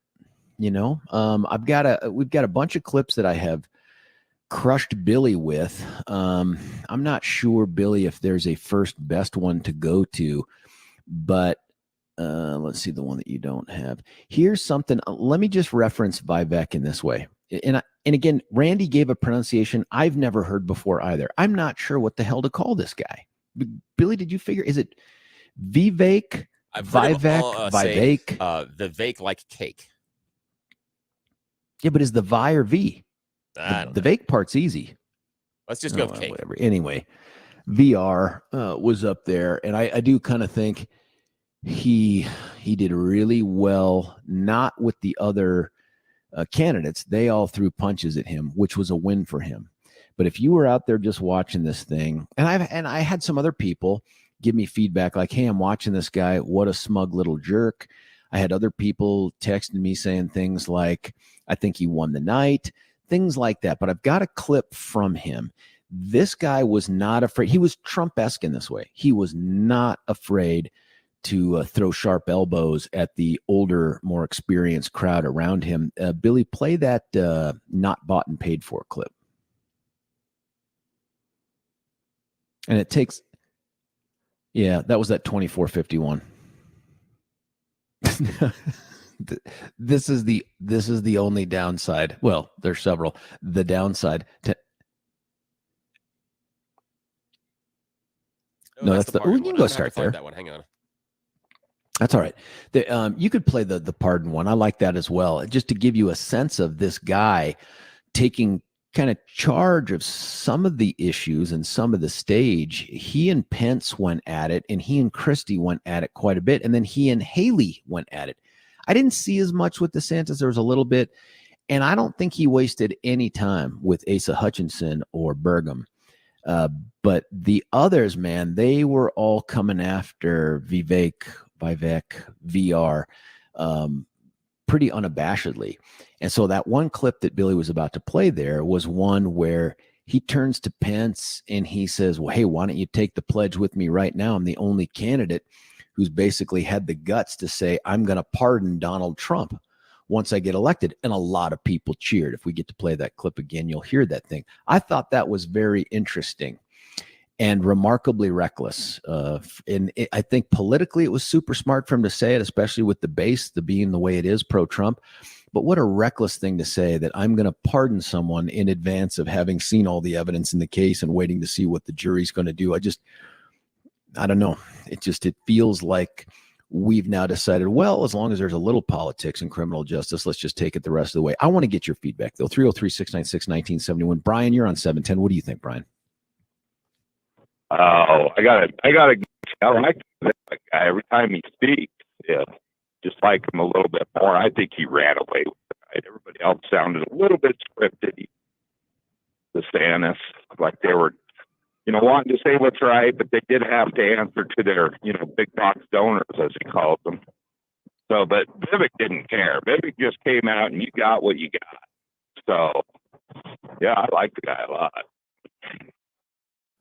I think when you're a young, successful millionaire who has already won in many ways because he has put himself on the center of the stage on a race that he jumped into 15 minutes ago, I think you get to do or be whatever you want to be, because this guy's future isn't tied up in any of the stuff that's going on right now. Like this guy, I think his team has probably decided they have a 4 or 5 year plan to get this guy into the White House or whatever else his next big thing is. And so this is all just gravy, man. This dude just received $1 million of free advertising from Fox News for whatever he wants to do in the future. So I agree with you. I think he's being incredibly authentic in the way that he delivers stuff. But I thought that he was interestingly contentious with these folks and making these broad proclamations. I'm the only candidate who isn't bought and paid for. That actually got some boos from the audience if you saw that. He's also the Trump guy on that stage. I think without question, he's a guy that is more unabashedly pro-Trump than anyone else. And I thought that served him with some of the crowd, but I think it also distinguished him for anybody out there who's looking for an alternative to Trump. Maybe not this guy. I don't know. What did you think, Ryan? I thought, you get what with Vivek, you get exactly what he thinks. I liked that he just comes out. You remember the one moment when they said, hey, what stuck out to me? Because he's always looking forward. He doesn't get into these stories about when he was a kid or me and the wife did that. He's just looking forward. I mean, he brings positive energy. But when they said, hey, we're not going to get, we're about to give Ukraine another $25 billion or whatever. And did you notice how DeSantis kind of was halfway in between trying to raise his hand? But Vivek's just straight up, nope, we're not doing that no more. We're taking care of America first. He was just the America first. I don't know. There's just something about that guy I really like. I thought he was not scripted. I thought DeSantis was trying to walk a tightrope, because at first he did say it's against Ukraine. But he's got his donors to deal with, so he knows he can't. He's trying to see what's right for the voters and what's right for his donors. Vivek don't care. Vivek's saying what's right for the country. That's the way I read it all the way. Well, what he believes is right for the country. And Brian, thanks for the call, man. Just a little bit challenging today on your cell phone, but I think we got to hear everything you wanted to say. I appreciate it. Brian's line is open at 303-696-1971. Just to put that, and I don't have all the sound that's available there because it was like a 2-hour debate, but to put that reference that Brian made into context, the question was pretty specific, and it was Vivek who said, yeah, listen, we're not doing any more of this money thing. We're going to go in and allow Putin to have half of Ukraine and all this other stuff. And DeSantis was saying, look, I want Europe to pay for more of this. I don't want to cut off Ukraine. I want Europe. So I think DeSantis felt like he was stuck trying to answer the question that was asked instead of just giving the answer that covered the whole thing. And I'm not defending DeSantis. I'm just describing to you what I saw. My take on Ron was he gained no ground, and in gaining no ground, he probably lost more ground because other folks outperformed him, or at least expectations. And there's a difference between those two things. They can overlap, but there's a difference. We'll talk about that as we get through this. But I want to get to more callers. Let's do this before we get back to the callers, because we have Ron and others at 303-696-1971. You can definitely join them. We'll have more sound to play. I just want to get your take. Who won this thing? Who won the night? Who impressed you? Who disappointed you? And frankly, if you didn't watch the debate, tell me why. And if it's, hey, I was watching the Tucker thing, that's okay, but that's not that exciting to me. And by the way, the 175 million views, maybe. I mean, the way Twitter counts views is a matter of debate, how accurate that is. So do I think millions of people watched it? Sure, I do. 175 million? More than the Super Bowl? No, I don't believe that for a second, man. I don't think that that's true for a second. But did he outperform Fox? That wouldn't shock me at all, given everything that's going on. 303-696-1971 is the number. We're going to cut away for a break. When we come back, Ron and everybody else in the text too. It's George Brauchler, 710 KNUS. Why should you buy your next vehicle at Castle Rock Chrysler, Dodge, Jeep, and Ram? We make car shopping easy. We have a huge inventory of new and pre-owned vehicles. We can even custom order. We make it easy. Easy financing, friendly staff. And when it comes to quality service, our expert technicians keep your vehicle in top shape. Visit us today off of Highway 25 and Plum Creek, or shop online at castlerockcdjr.com. Castle Rock Chrysler, Dodge, Jeep, and Ram. Car shopping made easy.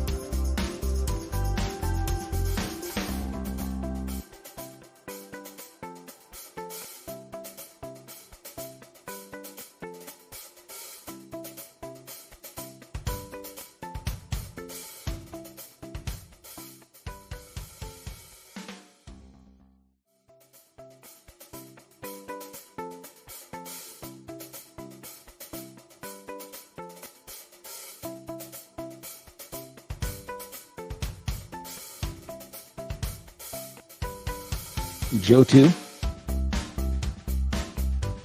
George Brauchler back with you here, 710 KNUS. Listen, Ron, Joe, everybody else, I want to get you. I'm looking at the clock. I just don't have enough time to do what I want to do with you. I just don't want to hear like you come on and go, and I think Mike Pence won. Not that you're going to say that, but I think, and then just go. I want to have an extended conversation with the folks that call in here. We've got some texts. I'll do those. Ron, Joe, everybody, you stay on. We'll get you on at the top of the hour. This is the kind of thing that's going to drive us as we have this conversation here. Here's some of the text. Saw a few clips of the debate. Not a fan of the hand raise, but it was funny to see some candidates look around to see who else raised their hand before they raised their hand. That's true. That was legit. That happened. Huge difference in Vivek versus Ron's hand raises. Ron was very weak at times. It did look tentative on a couple of those things. I'm just not sure what that is. If that's he doesn't know the answer, or if it's does my answer fit the question? I don't know. Here's one. I watched the show The Old Man with Jeff Bridges instead, because if the Republican nominee is Trump, I'm not voting. If it's not Trump, I'll vote for whoever it is instead of Biden, someone else helping me pronounce Vivek. I was open-minded going into the debate, but when it devolved into a bunch of third graders yelling at each other, I had to leave. What happened to listening to policy differences rather than who can get the most minutes of coverage?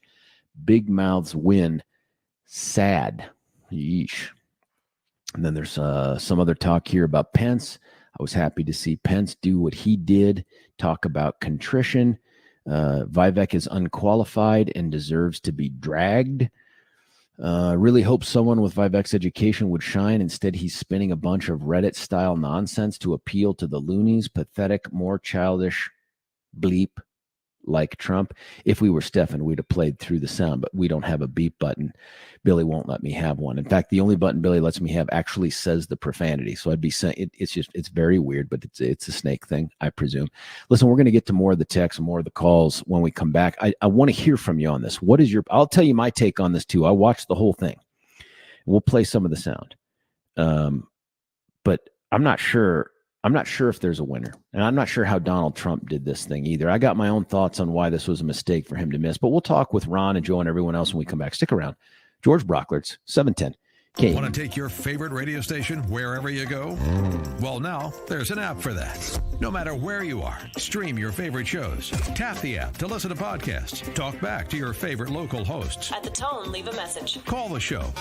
Set your alarm. Enter contests and win prizes, all in the palm of your hand. Available now for iOS and Android devices in the App Store or Google Play. And best of all, it's free. Download today. Imagine the lifelong impact of a journey to the Holy Land, surrounded by like-minded travelers. Picture yourself stepping foot in iconic locations right out of history. With nationally syndicated radio hosts Dennis Prager and Mike Gallagher, you'll gain firsthand understanding of the spiritual and political importance of this vital region. Hi, it's Mike Gallagher here. I hope you'll join Dennis Prager and me on an amazing journey through Israel in October 2023. Discover Israel's vibrant culture and why this nation is such a strategic partner for the United States. Join Dennis Prager and Mike Gallagher on this life-enriching Israel tour, October 25th through November 3rd, 2023. For more information, call 855-565-5519 or visit standwithisraeltour.com.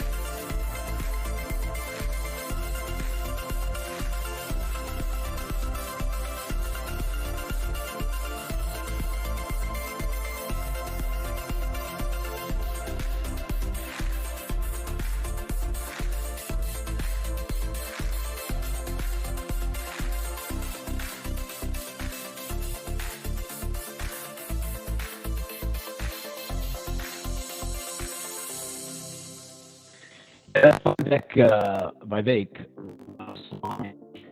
last night's debate, the first one for Fox News. Hey, George, you're sounding like you're underwater. You've turned into a Cylon or something. Here, I don't know. Talk to me again. Uh-oh.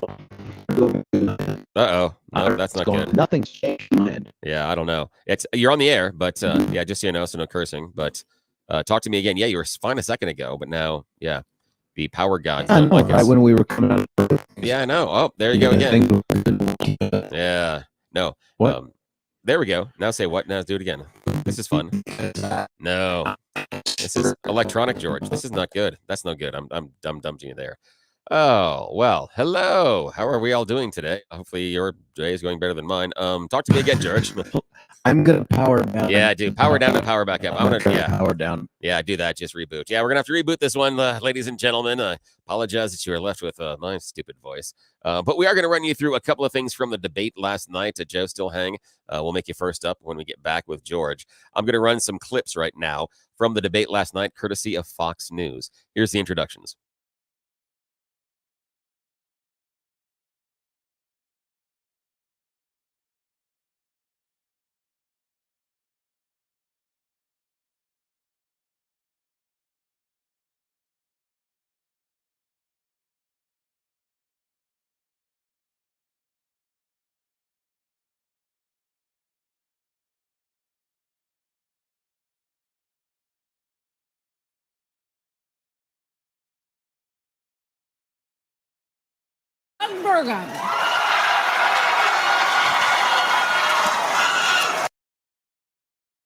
So look, we have a crisis of achievement. Let's shut down the head of the snake, the Department of Education.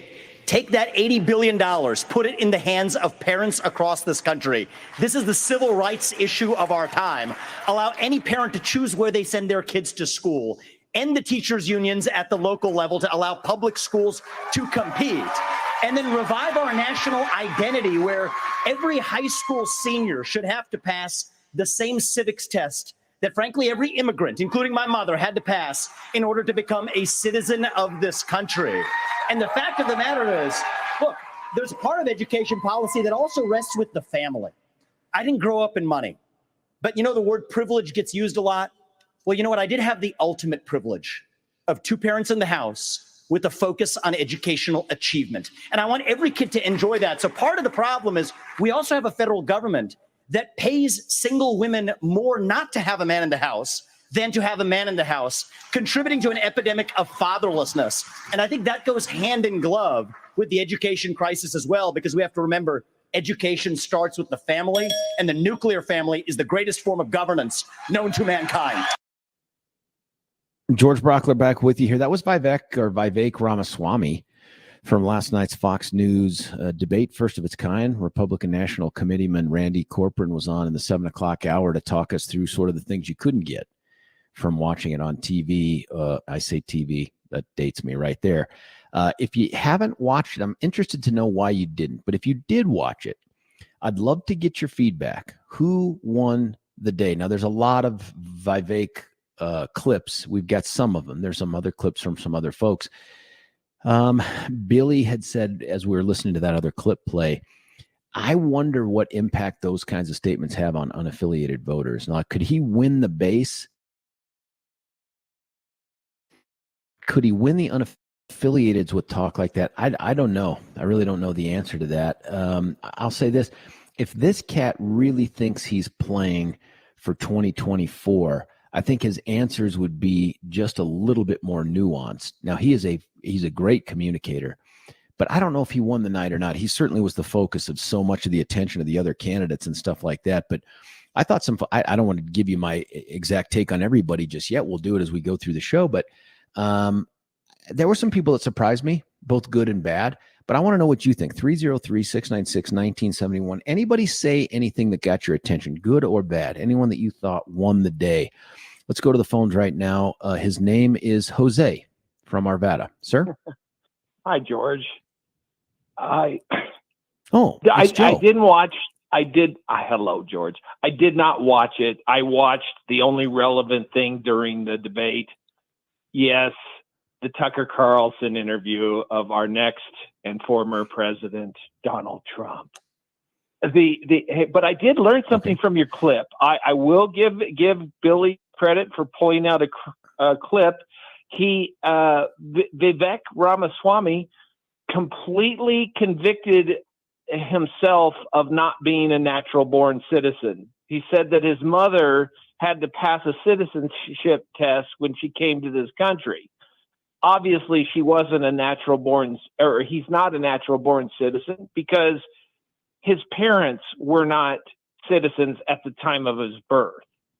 The point of it is he's not even qualified by the Constitution to be president. Now, that said, I think he is qualified to be press secretary for Donald Trump. He's very smug delivery of information. I think that he's got the America You're First. not a Vivek fan, huh? No, I am. I think he's got the America First agenda down. He will make a great press secretary. He's not beholden to money, like he says.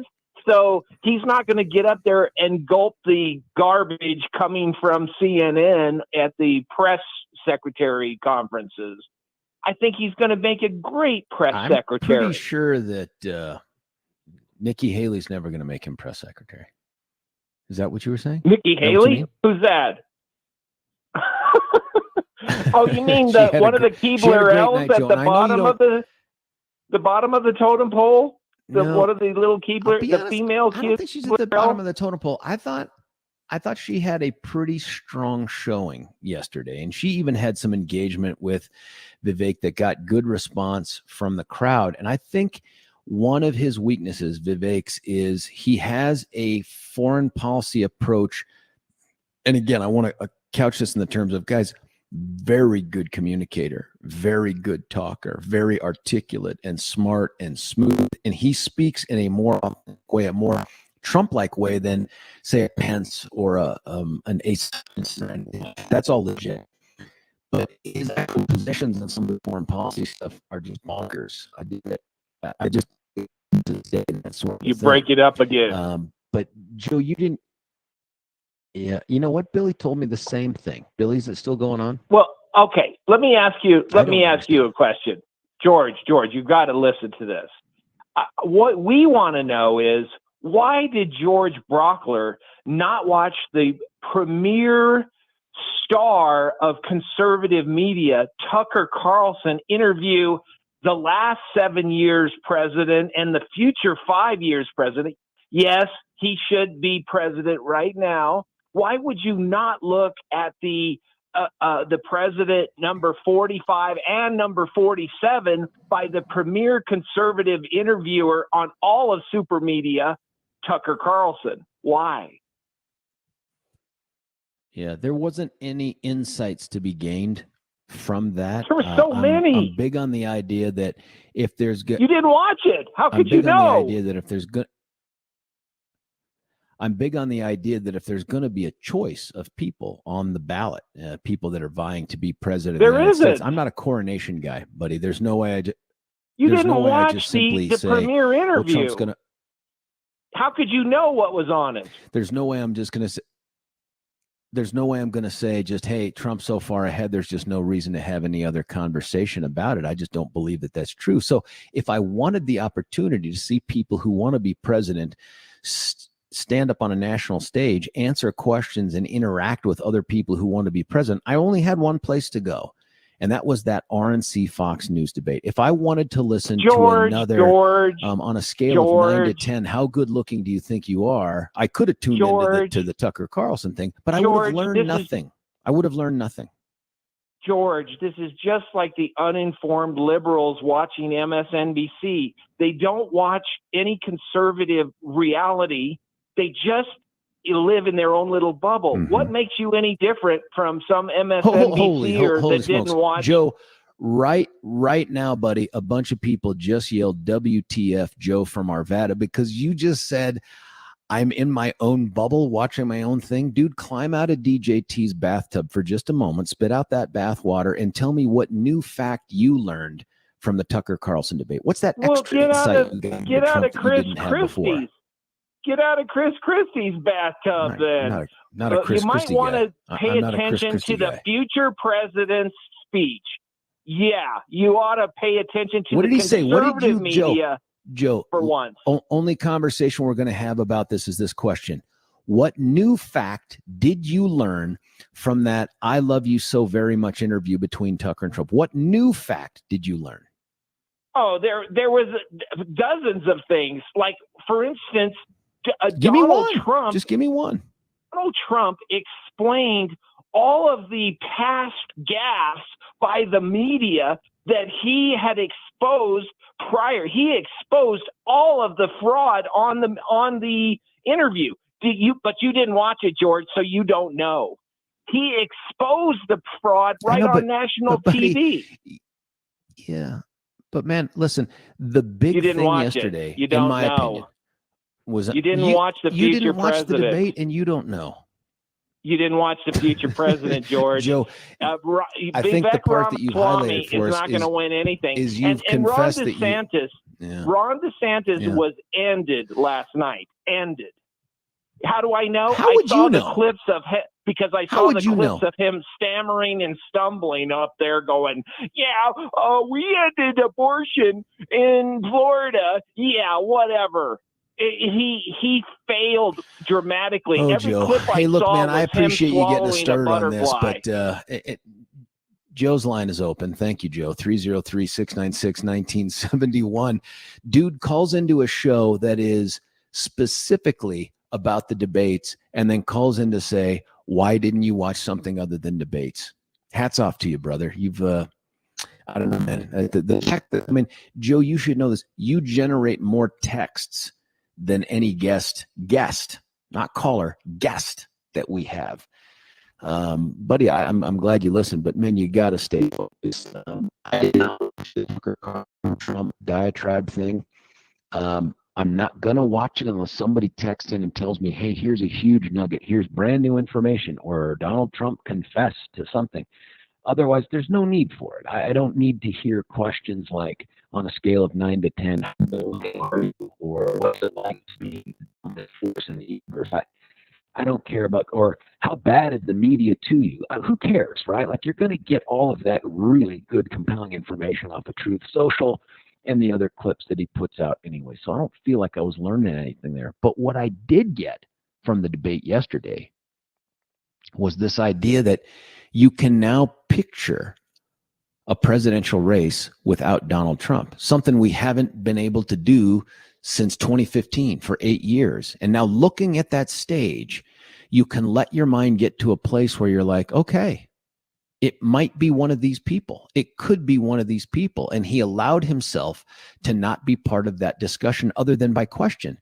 And so he's still there. Don't get me wrong. He's still the most likely candidate to become the nominee.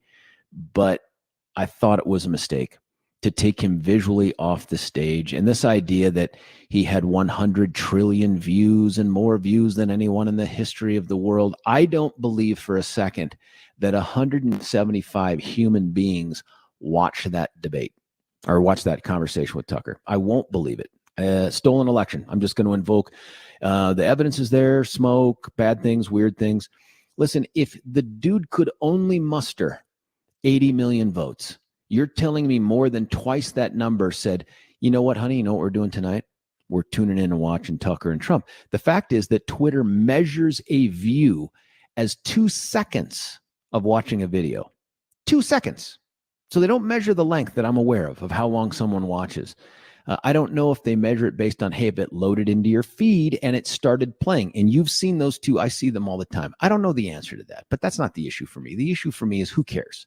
Who cares what he says to Tucker at a night when you have all these other candidates who are legitimate, viable candidates, even if they don't win? They represent, in my mind, the future of the party, whether it's Vivek or Nikki Haley or Ron DeSantis or any of the others. I just don't care. But Joe, thanks for getting us started on that. Joe's line is 303-696-1971. Listen, lots of texts coming in here. Again, here's one. Who do we have for callers, buddy? Oh, you did. Oh, wait a minute. You know what? Here's the problem, Billy. I was looking at the wrong text. I was looking at our big takes. Let's go to Jim. Jim, you're on 710 Continuous. What do you think? Hey, I got to call in and apologize. Hello, I'm Jim. going to be making a lot more phone calls. Hello, do you hear me? Hello? Anybody there? Hey, so Yep, I've we're got here. to apologize to you because I'm going to be making a lot more phone calls. I'm going to follow up Joe's phone call every single day. But my first question to Joe from Arvada is going to be, what flavor of underwear did Donald Trump wear yesterday, okay? This has gotten to a point where it's completely ridiculous, okay? These people are destroying what used to be a conservative political party. And we, at this point, are cheerleading it by giving these nutbags airtime, okay? And you look at what happened last night. Even the Florida governor said that we need to shoot people that are coming across the border. We're paying women to not have husbands in their lives. Things have gotten completely out of hand. This is no longer a Republican conservative party. This is some sort of circus, wouldn't you think? I think there's some folks out there who think like Joe does, but I thought that the debate yesterday at least offered us an opportunity to envision a future post-Trump, and there will be one, right? Like I know a lot of folks think that this is the guy that's going to cure cancer and bring world peace, and maybe he can even walk on water, but the dude's mortal, and he's not going to be able to be in top politics forever. And some of these folks on the stage may represent that next version of republicanism, the one that gets back many of the people that have been alienated from it. I don't know. But Jim, when you watched did you watch the debate, by the way? No, I did not. Damn it, Jim. Negative. Now I can't even ask you. I was going to say, who did you think the big winner was? Why didn't you watch it? I think Trump's the only winner. I think all these people right now are just treading water. I think it's Trump's party. I've said it before, and I really mean it. It's going to be several years until the political parties straighten themselves out. We've got to stop playing feed the Democrats with all of our talk here. These people are nuts. Do they really think that a Manhattan businessman is going to save middle America? I mean, that is crack smoke crazy. Wouldn't you agree? I love the phrase. I've heard it before. I think that they've already answered that question, though, Jim. And that is, I didn't think a guy that was born rich and merely grew up to be richer, who'd never served his country for a day in his life because, he was afflicted with bone spurs. I never thought a guy that could crap talk a guy who was a POW for years in the Hanoi Hilton and all these other, I never thought a guy like that could be elected, but he won, right? And that gives him not only credibility, but it gives him the right to have served. So to say now, I don't know that America's problems are, do people think he's going to solve their problems? I think they've already answered that. They're willing to have this guy be the president, independent of the fact that they don't share a single life experience. Not one life experience do they share with the guy they vote for. That's remarkable. Yeah, it's amazing to watch what's going on, the destruction of the two-party system. You know what? A vote for, what's his name, Sleepy Joe is a vote for one Democrat. But a vote for, here we go, listen to it, a vote for Trump is a vote for 100 Democrats. Now, I'm going to pop smoke and let Joe chew on that for a while. Have a good day. Jim, I appreciate you adopting the lingo of the show. I appreciate, and I'm not saying I invented it. I just like that you use the words I use, whether it's crack smoke, crazy, pop smoke. I love all that stuff, man. So thank you for doing that. Listen, Athena and others, and Jim's line is open at 303-696-1971. I promise we're going to get to you. I got to tell you about a different D, not DJT, but DJC. That's Dan Kaplis. The J, of course, is for justice, or if you believe him, it's Joe, like his father, but nonetheless, and his son. Nonetheless, Dan Kaplis is a winner in the courtroom, and that's really going to drive every other success that this guy is able to pull out for victims outside the courtroom. I will tell you, as a guy who has just spent only about 28 years operating in the court system, and that's not a litigator, by the way. Little spoiler alert here. There are a ton of attorneys that identify themselves as litigators. I'm using air quotes here. That is a garbage word that is so broad. It covers people that push paper across desks and sends emails electronically as their only form of litigation. That is not litigation. Litigation is doing what Dan Caplis and Babar Wahid do, and that is to force an insurance company, a trucking company, a business, some wrongdoer, a drunk driver into a courtroom to face their peers in a jury and to stand up and make an argument, make objections, grill witnesses, present evidence, and then convince total strangers before that court case to find in favor of you.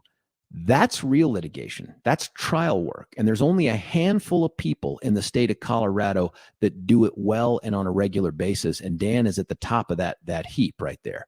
So if you're looking for a real gunslinger, you're looking for someone who can do more than talk the talk and put their face on a billboard or on a bus stop or on a train or something like that, you pick up the phone and call Dan Caplis, 303-770-5551, 303-770-5551, or you can check him out at dancaplislaw.com.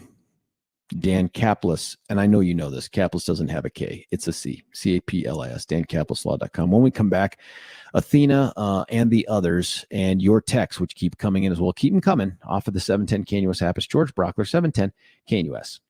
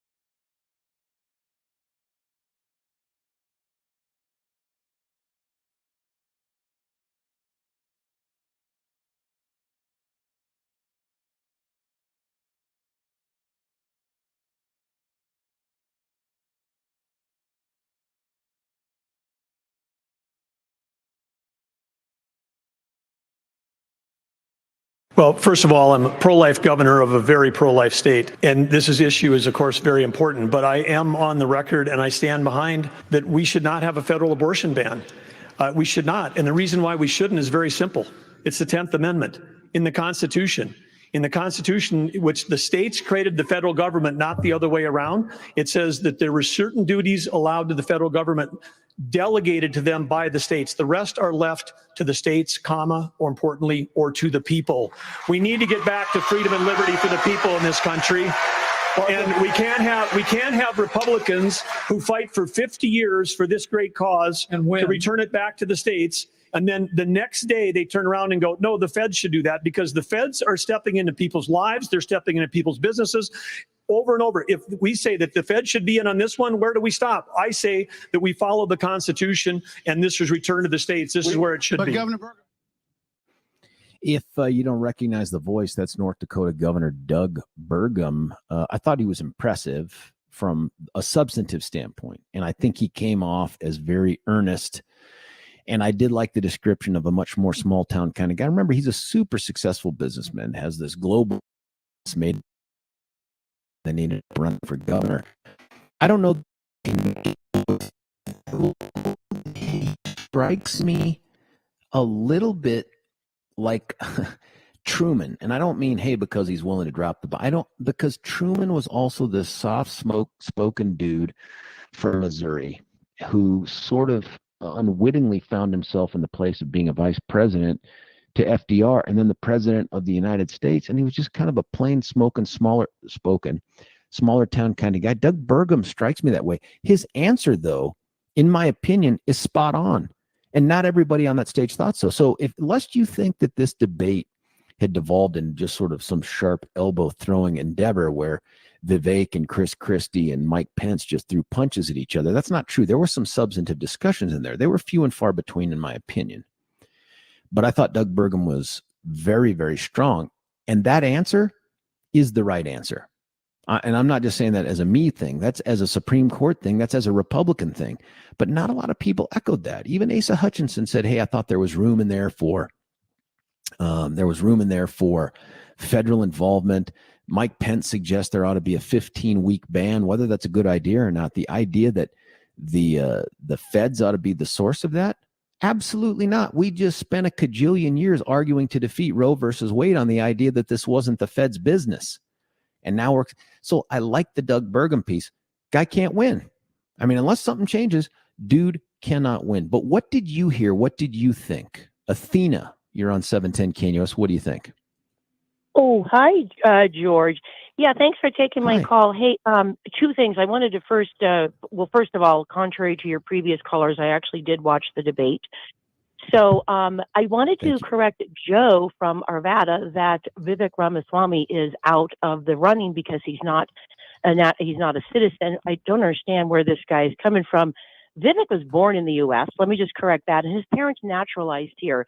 That's why she had to take these civics tests. So Vivek was born on U.S. soil and his parents came here as legal immigrants. There, correction number one. I did watch the debate. And I have been a Trump supporter for years, okay?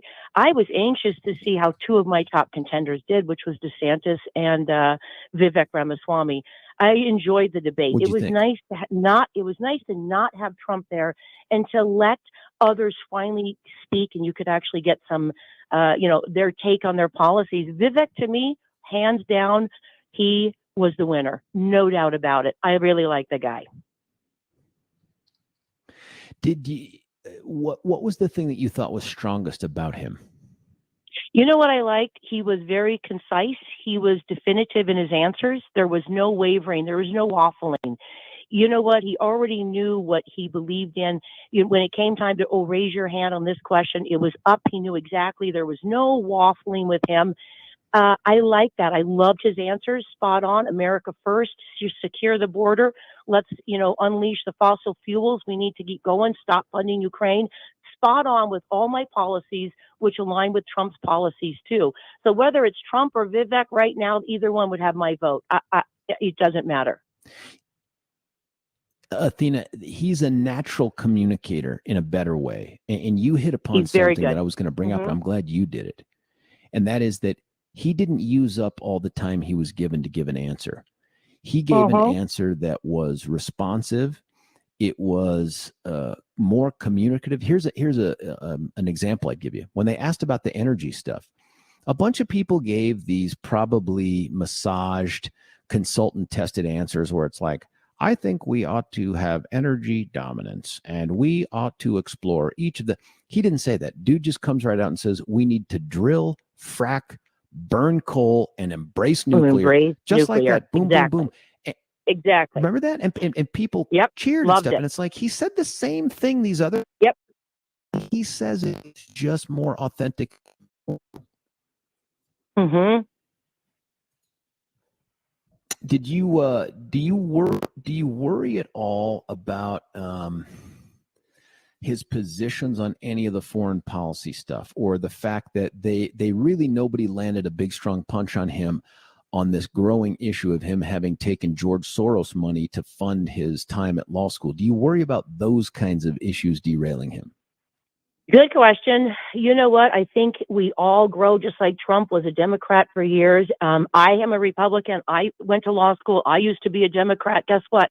I kind of grew up. My eyes became a lot more open. And I think you change. I don't think that what you did or what you believed was right 10, 15, 20 years ago is maybe now, as you have evolved as a human being, can be held against you. I think it's just called people evolving. And so that doesn't bother me. Where he stands now on his main policies, secure the border, no more funding to Ukraine, and drill, baby, drill, are really important issues to me. It's that simple. I'm going to ask you a question, Athena, before I cut you loose and get to the other call. I don't want this to sound petty because I think it's a real thing. I just don't know how big of a thing it is. When I watched Ron, and I like a lot about what he's done as governor, two things were at least less than impressive to me. One, in his speaking style, his head shakes a lot. Do you know what I mean? Not in a nodding way, but like his whole body is like... Yes, like a bobblehead. Yes.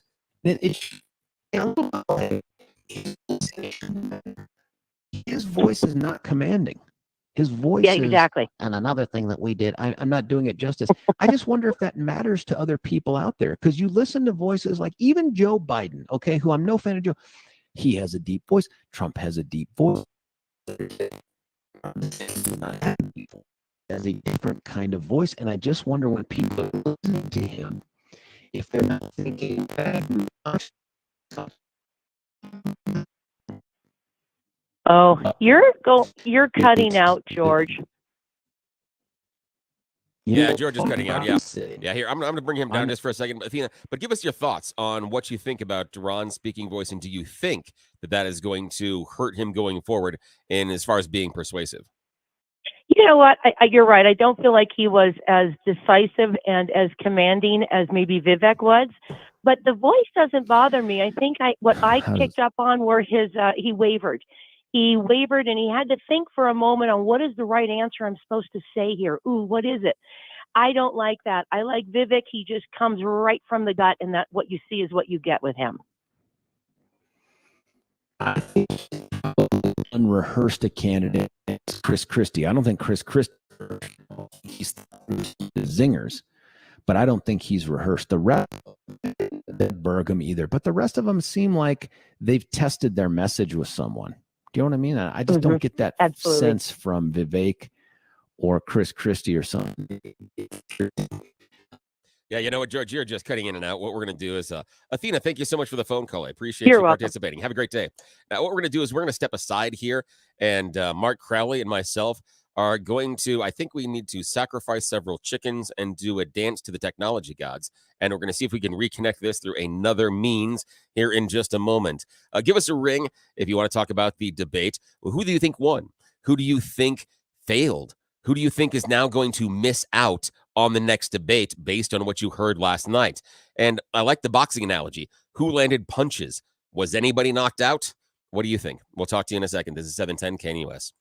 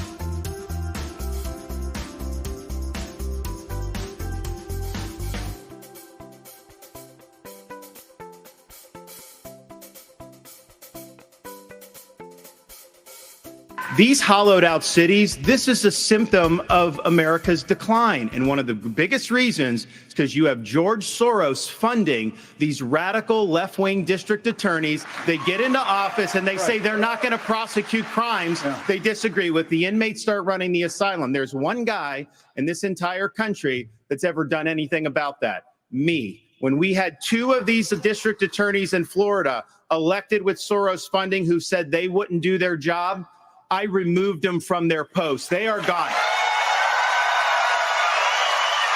And as president, we are going to go after all of these people because they are hurting the quality of life and they are victimizing innocent people in every corner of this country. And it will stop when I get into office. Okay, one more here before the break. George Brauchler back with you here. I know the sound is different. It's not awesome. We're struggling with a little bit of cell stuff that we're fixing, but it doesn't mean we can't continue to have this conversation. I'm still here with you. Now, listen, the Ron DeSantis sound is interesting, but it's also very limited, the experience. I removed these DAs. It's because Florida has a provision in its law that allows the governor to do it. Otherwise, like in the state of Colorado, thank God Jared Polis doesn't have the ability to do that. He can appoint into vacancies, can't remove. My position on, hey, these George Soros funded DAs has been an issue, but this idea that when I'm president, we're going to go after all these guys, how? I don't think I want any president of the United States to be targeting locally elected prosecutors or any locally elected officials in law enforcement from the president's podium. I don't think that's his business. I mean, stay your lane, my man. The politicization of the criminal justice system has taken place far too much. We're living it right now. It's got to end. And I don't like when Ron takes the position that, hey, we're going to end up going after these DAs whoever funds them. It doesn't matter. You're just opening the door to other people being able to do it. 303-696-1971 is the number. A couple texts coming in here. I knew George was a transformer. That's funny. Yeah. A lot of people chiming in on here's one. Vivek, but his honesty was refreshing. I agree about the annoying head bob by DeSantis. Christie is not as polished as he thinks he is. Pence is obnoxious and too righteous. Nikki Haley was very good. Lot to unpack in that answer, and I like him. Chris Christie, I don't know that polished is his brand. I thought Chris Christie was exactly the same guy he was when he ran for president last time. I think one thing that doesn't work well with people, doesn't work well with me, is the resume that these guys try to bake into their answers, where everything is like, like Asa Hutchinson, when I was the head of the DEA in the Bush administration. And I remember thinking right away, like, okay, like that's not going to resonate with folks. Certainly not Trump folks, not hardcore conservatives, and not young people, because they're going to think, oh yeah, I remember I was born in the Bush administration. So I'm just not sure that works. Vivek was strong because he is a great speaker and a very strong communicator.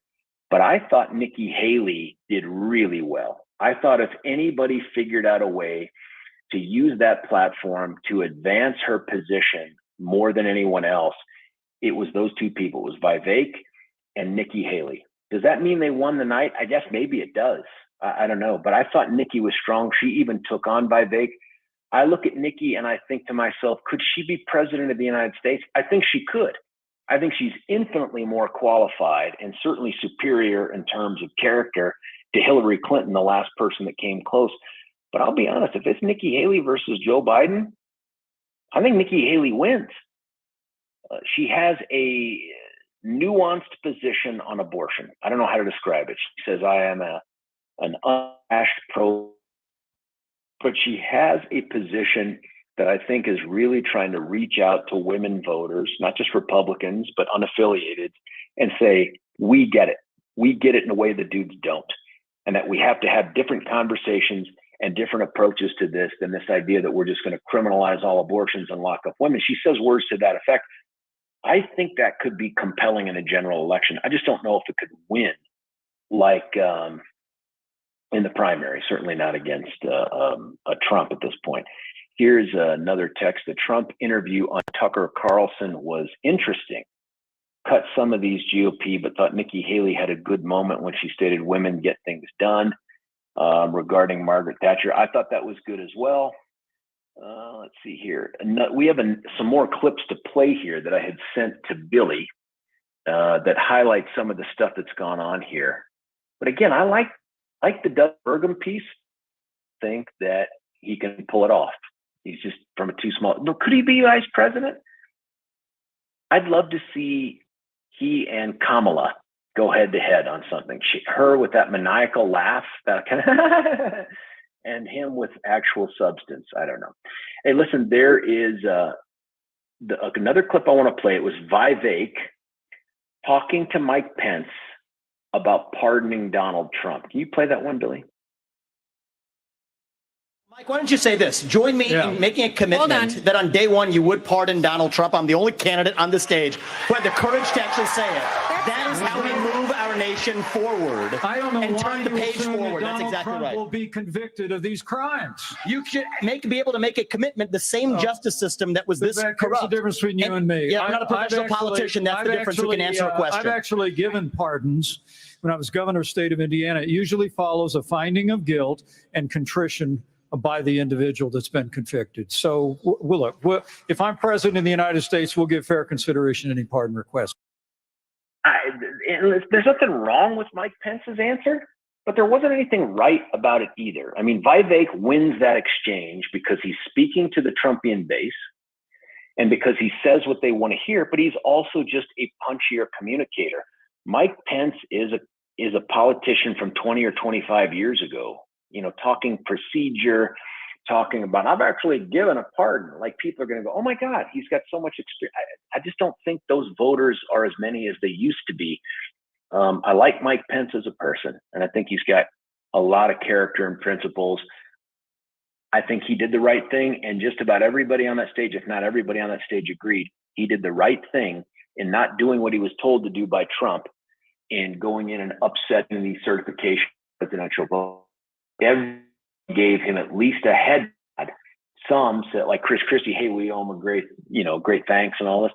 I think he's for the past. I just can't see this guy pulling it off. And when he took on Vivek and they went back and forth, I don't know. I just think it highlighted the disparity between an old candidate and a modern candidate. But we'll see. There's more campaign time ahead. There's more debates that'll be had. Listen, we're running out of time for this segment. We're going to continue to work on some of that techno stuff. But when we come back, we'll get to your calls. I need to hear from you. What was the moment? What was that big moment of the debate? 303-696-1971 is our number. You're listening to me, George Brauchler. It's the mighty 710.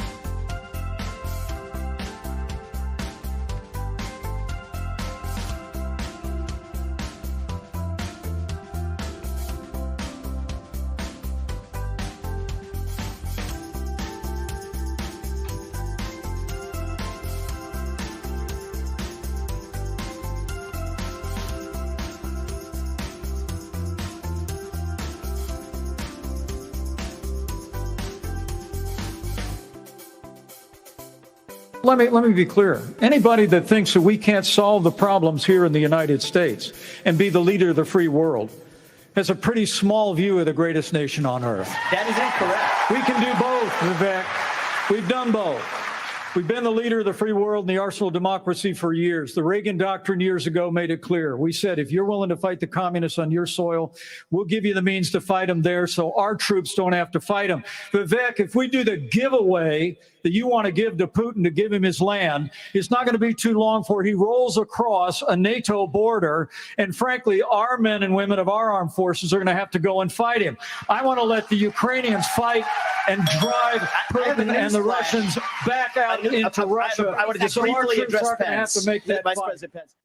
Yeah, that was Mike Pence, former vice president under Donald Trump. George Brauchler right here on the George Show 710 KNUS, talking about the big first presidential debate that took place between the 8 candidates that made it onto the stage. The ones that didn't, kind of feels like after last night, they're just not part of the conversation anymore. In fact, some of them that were on the stage probably aren't going to be part of the conversation anymore. And that includes Asa Hutchinson, not because he hasn't done great things in his career, but because he was a non-factor.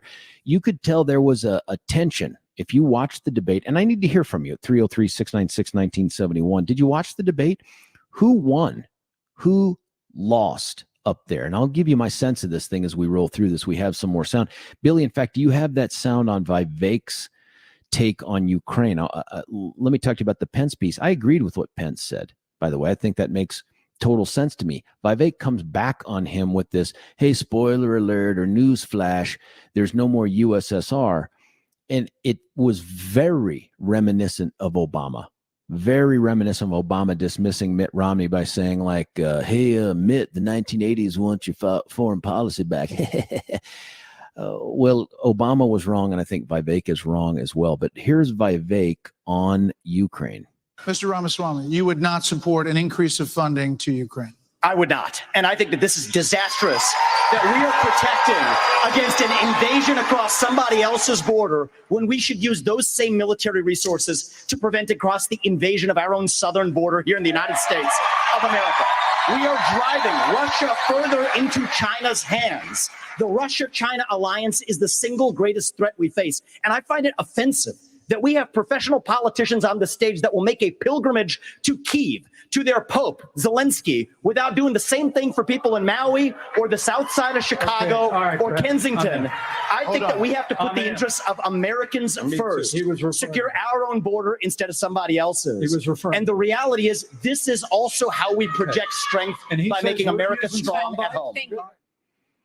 Well, I give him credit. That's Vivek Ramaswamy. He was front and center and in a big factor, big personality on the stage last night. That was to be expected. I did not expect everybody to throw more punches at him than they threw at Ron DeSantis. There were some punches, but I'm telling you, it was Vivek was the focus of this thing, and that works to his benefit as much as anything else. I think his approach to foreign policy is just freaking wrong. I mean, the fact that he got all those cheers for the idea that we can't walk and chew gum at the same time. Like, you're right. He's right about this. We are failing to protect our southern border. That's why 710 KNUS went down to the border in February, was to highlight that. That's true.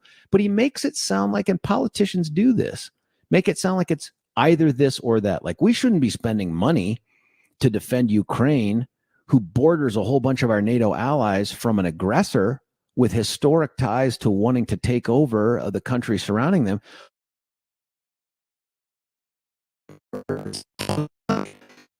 Get it. Reposition all the troops in Europe and take them and put them on the southern border. What utter garbage. I mean, that sounds like a neat little take. You're never, ever, never going to do that. You're not repositioning the tanks. Can you imagine? That kind of theory that he has, though, gets expressed well on the stage, aside from the substance of it, which I think is an utter failure. And I still believe this. Out of those 8 candidates on the stage, who do you think China wants to see elected based on their comments? Who does China want to see elected? Is it Mike Pence? I don't think so. Is it Nikki Haley? I know that ain't true. Nikki's been hardcore on the Chinese. It's Vivek Ramaswamy, because Vivek has promised them through his comments All you've got to do is to support me to be president. And in 2028, you can have Taiwan, because we'll have taken everything of value from it, which isn't the people, the culture, the democracy piece, none of that. It's just the semiconductor stuff.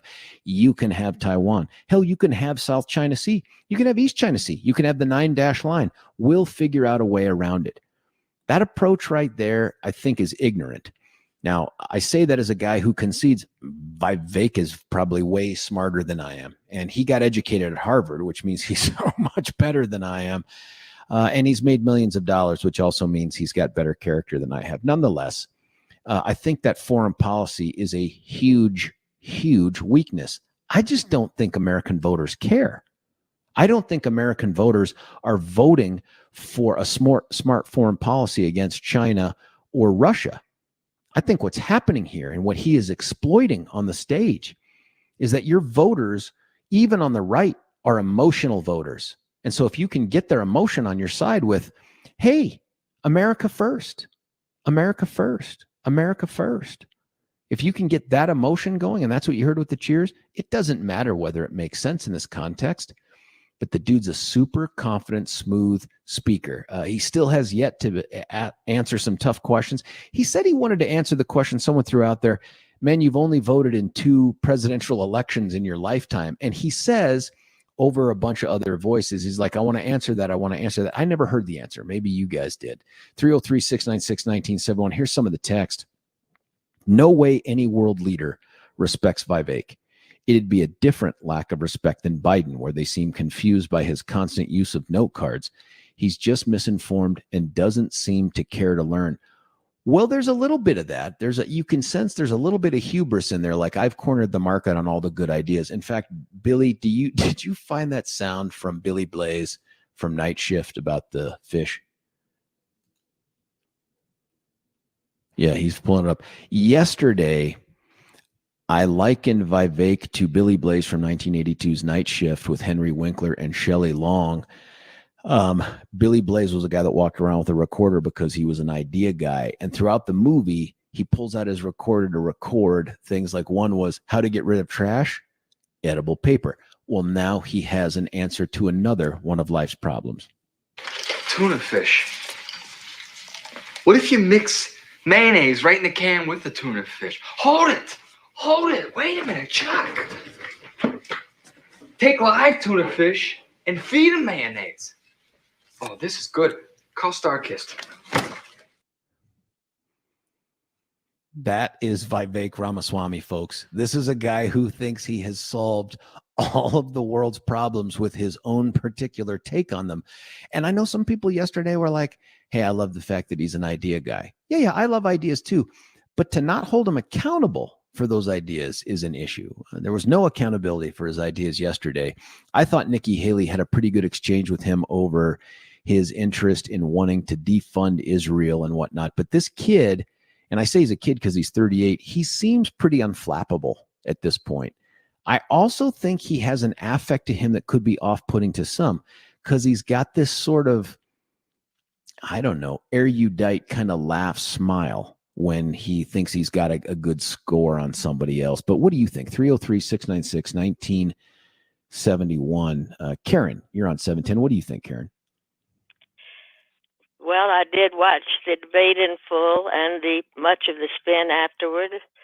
And I was most impressed with Nikki Haley, because I think our foreign policy is of great importance in the years coming up. And I don't like Vivek's attitude about the foreign policy.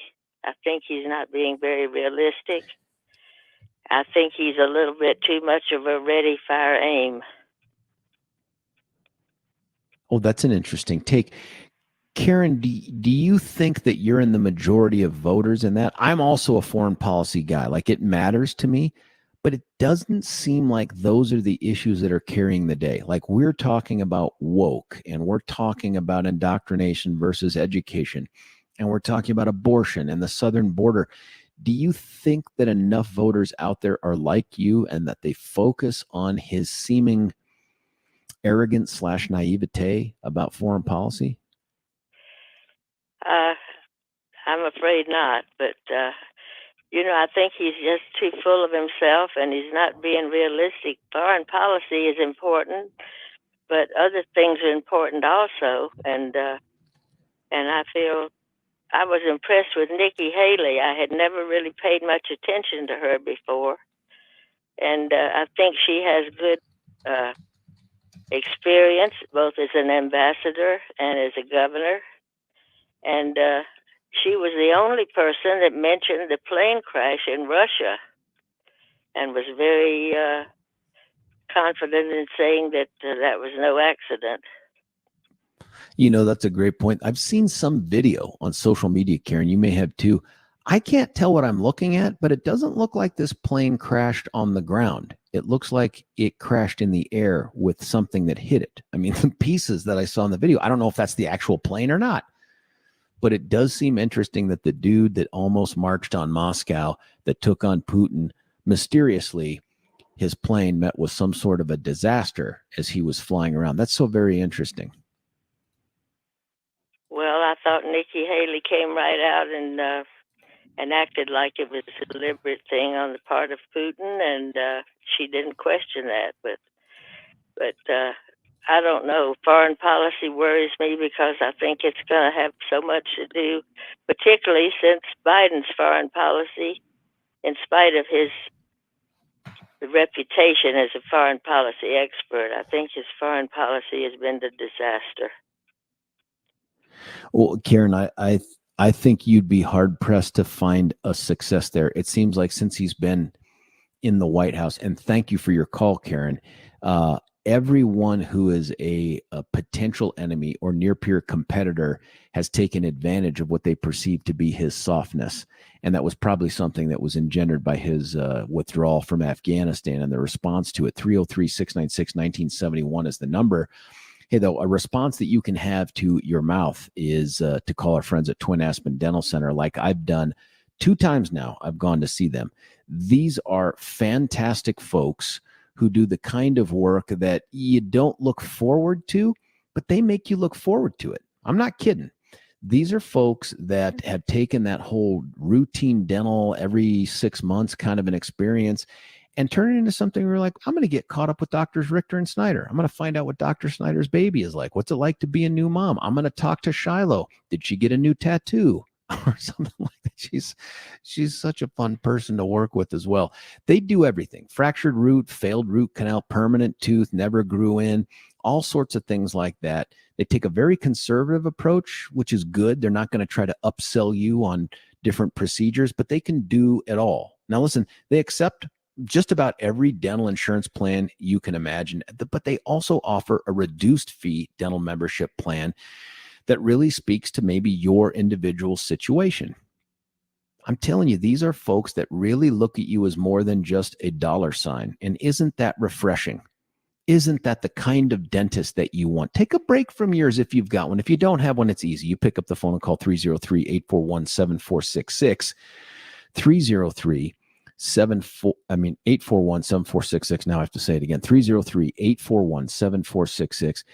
TwinAspenDentalCenter.com. TwinAspenDentalCenter.com. You can also just drive down the road and take a look. Parker Road and Stroh Ranch Road there. I mean, so very easy to get to, northeast, south, or west. That's Twin Aspen Dental Center. The phone line open 303-696-1971. Let's do this here.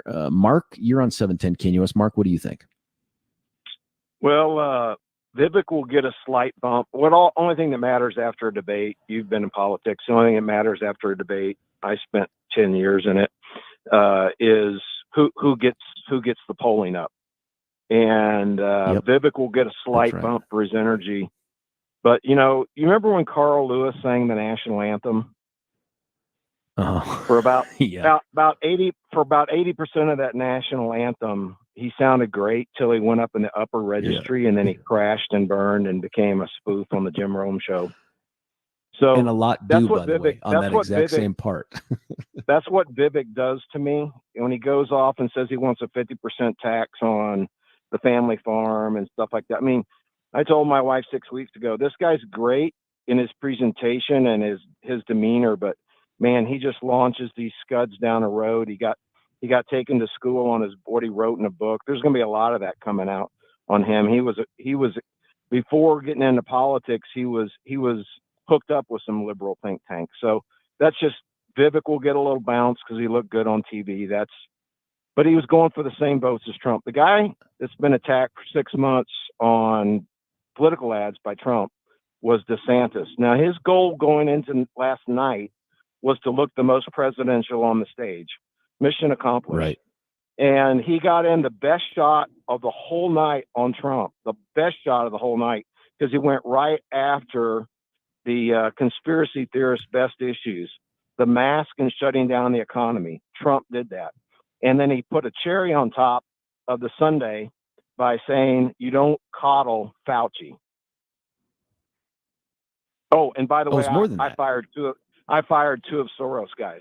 His contrast of what he would do with the office was really, and I'm not necessarily I'm not picking him. I'm just saying he's going to probably get an 8 to 9 point bounce because he's the guy that Trump's been going after. He looked really good last night. It's interesting, Mark. I appreciate your take on that. You left out one part though that was also the big punch on Trump. Was he said when you've got Fauci, you don't call him in and coddle him. You call him in and say, and he uses Trump's line, "You're fired," and people cheer. Now that was clearly, that was clearly massaged and prepared and all that, and that's okay. He delivered it well.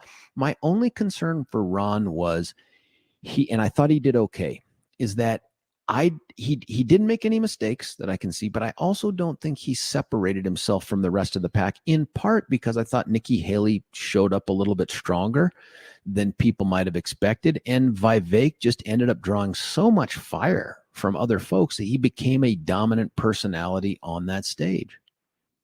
But see, his goal, if you're his handler, his goal was, you're the only guy that can get this nomination from Trump. Because when all these other guys fall out, you'll get all their votes. But my point is he did exactly what he was told to do. If you were handicapping tomorrow the Ford Reagan 76 contest as far as the nomination, everybody would bet on Reagan, but Ford won. And Reagan made a lot of mistakes, that part just like what Vivek's doing. But sweet goodness, man, we don't want Ron to be Gerald Ford. I mean, we need Ron he's not. to be more than that. But DeSantis, who's had problem getting traction with his organization, with his message, he was not supposed to go out there and make a show like Vivek. He was supposed to be the guy that looked presidential and counterpunch, and he did a great job of it. Is there even anything Hannity to the fact that? Yeah, I thought he did well. I'm just saying, is there anything to the fact that his voice, and maybe that's such a superficial, stupid thing, and because I'm in the talky talk business, it hits me differently. But is there anything to the fact, man, that his voice, it just has a pitch to it that isn't what you would stereotypically think of as, oh man, that's a leader? Yeah, I hear what you're saying, but you remember when Trump was first debating and they had all those clicks, and he had that snorting problem, and they said he was snorting cocaine and all that stuff. Remember they were using different kind of compressed mics and stuff, and they changed all that. That's what his handlers are paid to do, and he's got big money behind him as far as handlers. They'll get that fixed. Man, I hope that's right, Mark. I thought those are some good takes, man. Thank you for that. Mark's line is open, 303-696-1971. Look, Alex and everybody else and the folks that are calling in, I promise I'm going to get to you. You just stay on the line. We're going to get your take on there. We're going to get through some of these texts as well. But I got to tell you about Gabe Ribble with Empower Home team of Keller Williams, in large part because, and we'll know more about this tomorrow, when we have Brian on from Alpine Planning in the 7 o'clock hour, we always get that finger on the pulse update on the economy and invariably how it's going to impact the real estate market. Well, right now, the real estate market is in a place that challenging is the only word I can come up with. You're north of 7 on the mortgage rates, and yet there's such housing scarcity that prices continue to stay stable, if not increase. It depends on where you want to live, when you want to move. So many moving pieces. I wouldn't rely upon just you and the internet or your buddy who ran out to go get their real estate license. Why not call someone who's been doing it for decades? Her name is Gay Ribble, and the Empower Home team, they sell more houses than other realtors by a ton. They sell for more money than other realtors by a bunch, like $30,000 on average more. That's real money. They put out free workshops because they're not afraid to give you information. They think that's the way to get a more informed client. Home seller workshops are at empowerhomefreeworkshops.com, empowerhomefreeworkshops.com. They have a sold in 5 program. They make guarantees about the timing of selling your home, how much, how fast. There isn't any reason, if you're contemplating real estate at all, there isn't any good reason to not call 833-301-SOLD. You should call them today, 833-301-SOLD. Only this number, 833-301-SOLD, or check them out at gayhasthebuyers.com. That's gay, G-A-Y-E, hasthebuyers.com. I'm going to cut away for a break. When we come back, there is a phone line open, 303-696-1971. We'll get to Alex and Arnie and everybody else, and also the text. It's George Brauchler on the George Show, 710 KNUS.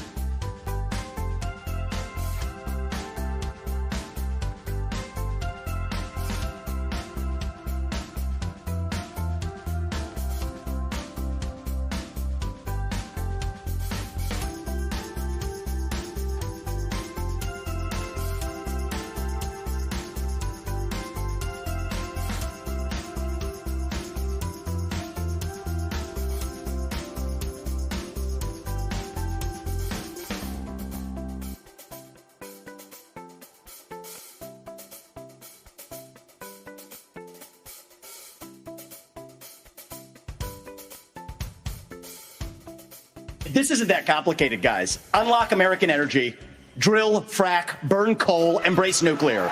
Put people back to work by no longer paying them more to stay at home.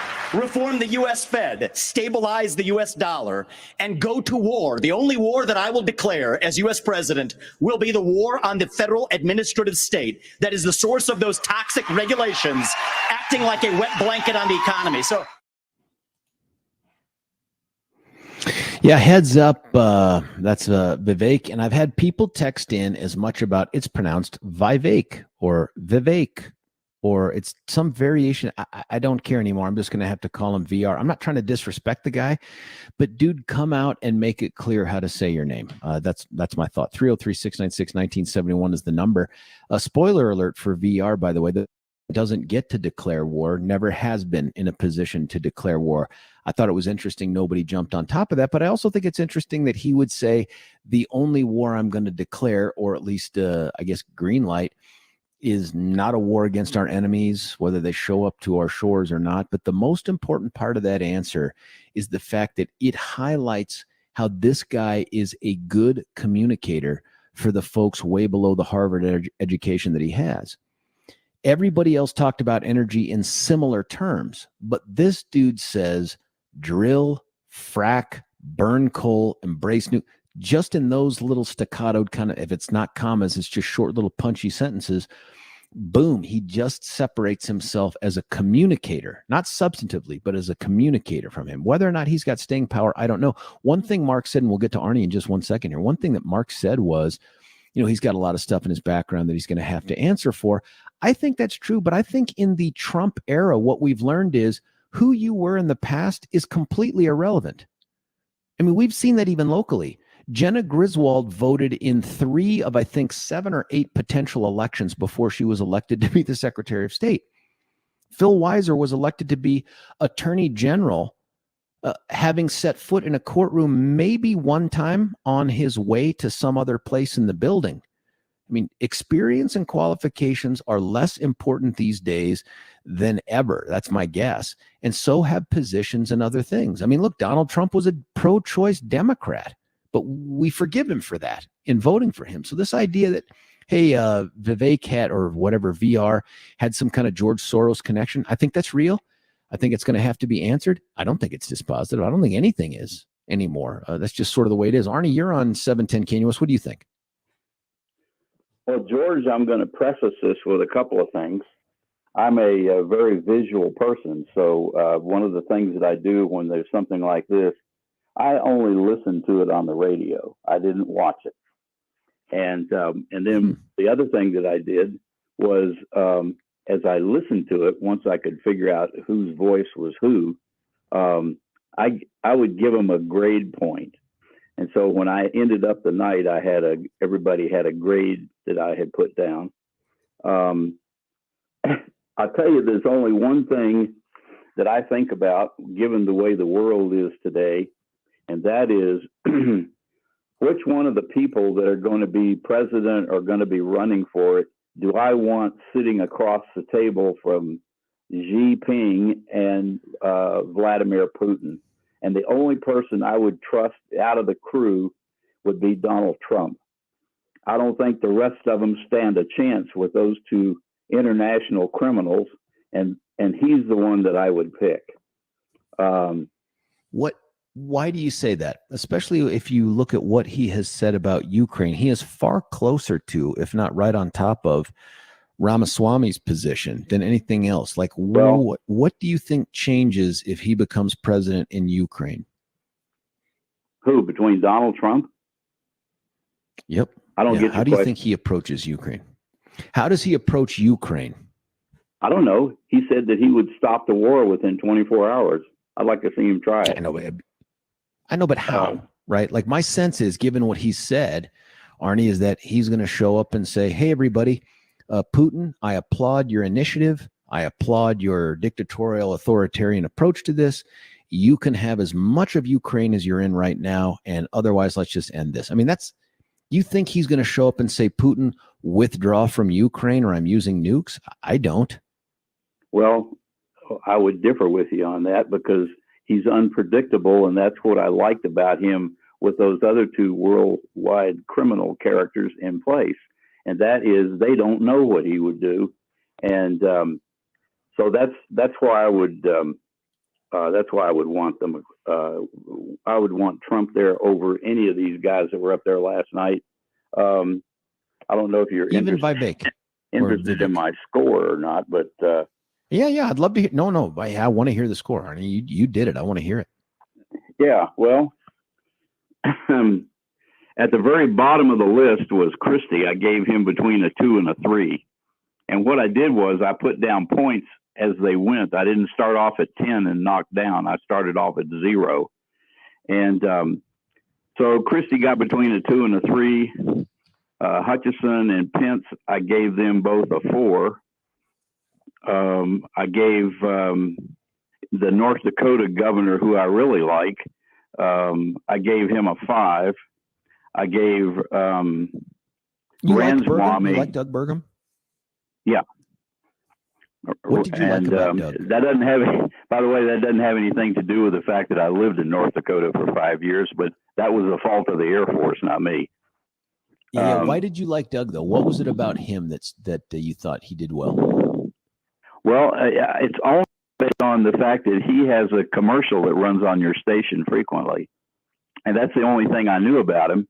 But I was waiting to analyze how he came across on the debate, which I by the way, I don't consider that a debate. I consider that a cluster. You know what? It was complete mayhem. Nothing I didn't feel was really accomplished by anybody. But I did end up giving Ranswamy between a 3 and a 4. Quite frankly, I can't stand that guy. He's an arrogant, you know what, and I wouldn't want him. He's the kind of guy that might be somewhat like Trump in that he won't listen to anybody. But I think Trump does listen to people, but he's got at least 30 or so more years behind him than this guy does. So I wouldn't give him a time of day. The only two that I had near the top was Nikki Haley and DeSantis. And I gave them Tell me both why. a 5. Those are interesting. What's that? Why do you say that, Army? About what? Why are Nikki Haley and DeSantis at the top in your opinion? Well, I think DeSantis has done enough things in Florida to make a difference, and he's the only one that, as a governor, as compared to the other governors, he's the one that that has done a lot of things and has taken positive action. Another thing about Ranswamy is supposedly he got a bunch of funding money from George Soros. But Nikki Haley, I liked her when she was at the United Nations, and I think she would easily go toe to toe with other countries. I'm not sure about her or DeSantis in front of Putin or Xi Jinping, whatever the heck his name is. Xi Jinping, yeah. Xi Jinping, the Chinese premier, yeah. The other thing, one of the questions that I would ask these guys last night before, if I were the guy running the program, the first question I would have asked all of them, have you guys read the Constitution of the United States and all 27 amendments? Because I don't think any of them have. I don't know, man. I got to believe that they have. I mean, have you read them? I've read them multiple times, but yeah, I'm a lawyer. As a matter of fact, I have it in hardcover. I carry with me everywhere I go. My guess is they've all read it. It's just I don't think it's that foreign of a concept to those folks. There are some in Congress, I'm certain, who would not know that we'd amended it more than 10 times. But I get your point. I like the way you went about trying to analyze this and score it. I think that Nikki Haley probably had a stronger night than just about anybody else because she got a chance to speak to people that had only known her as either the governor of South Carolina or as the ambassador. But now she stood up and she got to say some stuff. She got to take on Ramaswamy.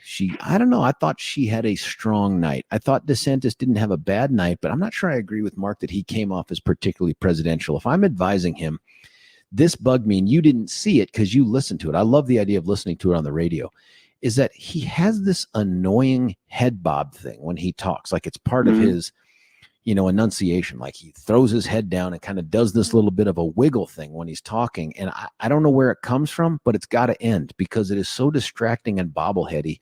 I think it cuts away from some of his credibility. Can I ask you, Army, where did you hear the debate? Because I'd like to try to listen to it next time. Where did you hear it? I'm not really sure. It was on as I was scrolling through the radio stations, both AM and FM, I was trying to pick up the Donald Trump interview and thought maybe that might be on at a different time on a radio station.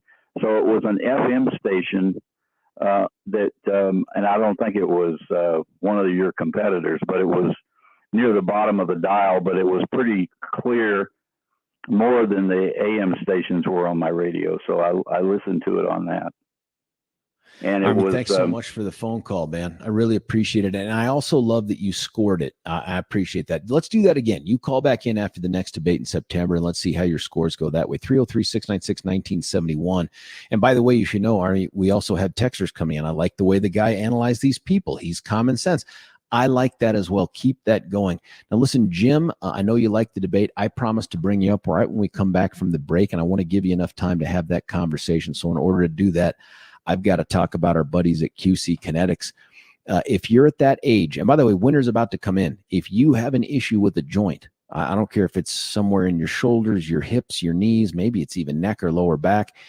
You know how when the weather changes, when that barometric pressure starts to shift, that's when it starts to set in, that cold. Well, before that happens, why don't you go check out our friends at QC Kinetics? These are folks who have figured out a way to help solve the pain problem long-term without you having to get cut open, without you having to take 8 billion pills on a regular basis or forever. They use you to cure you. It's called regenerative medicine. It's a needle. It's an outpatient procedure. You walk in, you walk out, and begin feeling the relief almost instantly. It gets rid of the chronic joint pain. Why not try them out? 303-900-8986, 303-900-8986. That's 303-900-8986. You can check them out at qckinetics.com. That's the letter Q, the letter C, and kinetics. Begins with a K, ends with an X, all one word, qckinetics.com. When we come back, Jim, other texters, we've got a bunch, other callers. We'll get them in before we wrap up the end of the show. It's George Brauchler on 710 KNUS.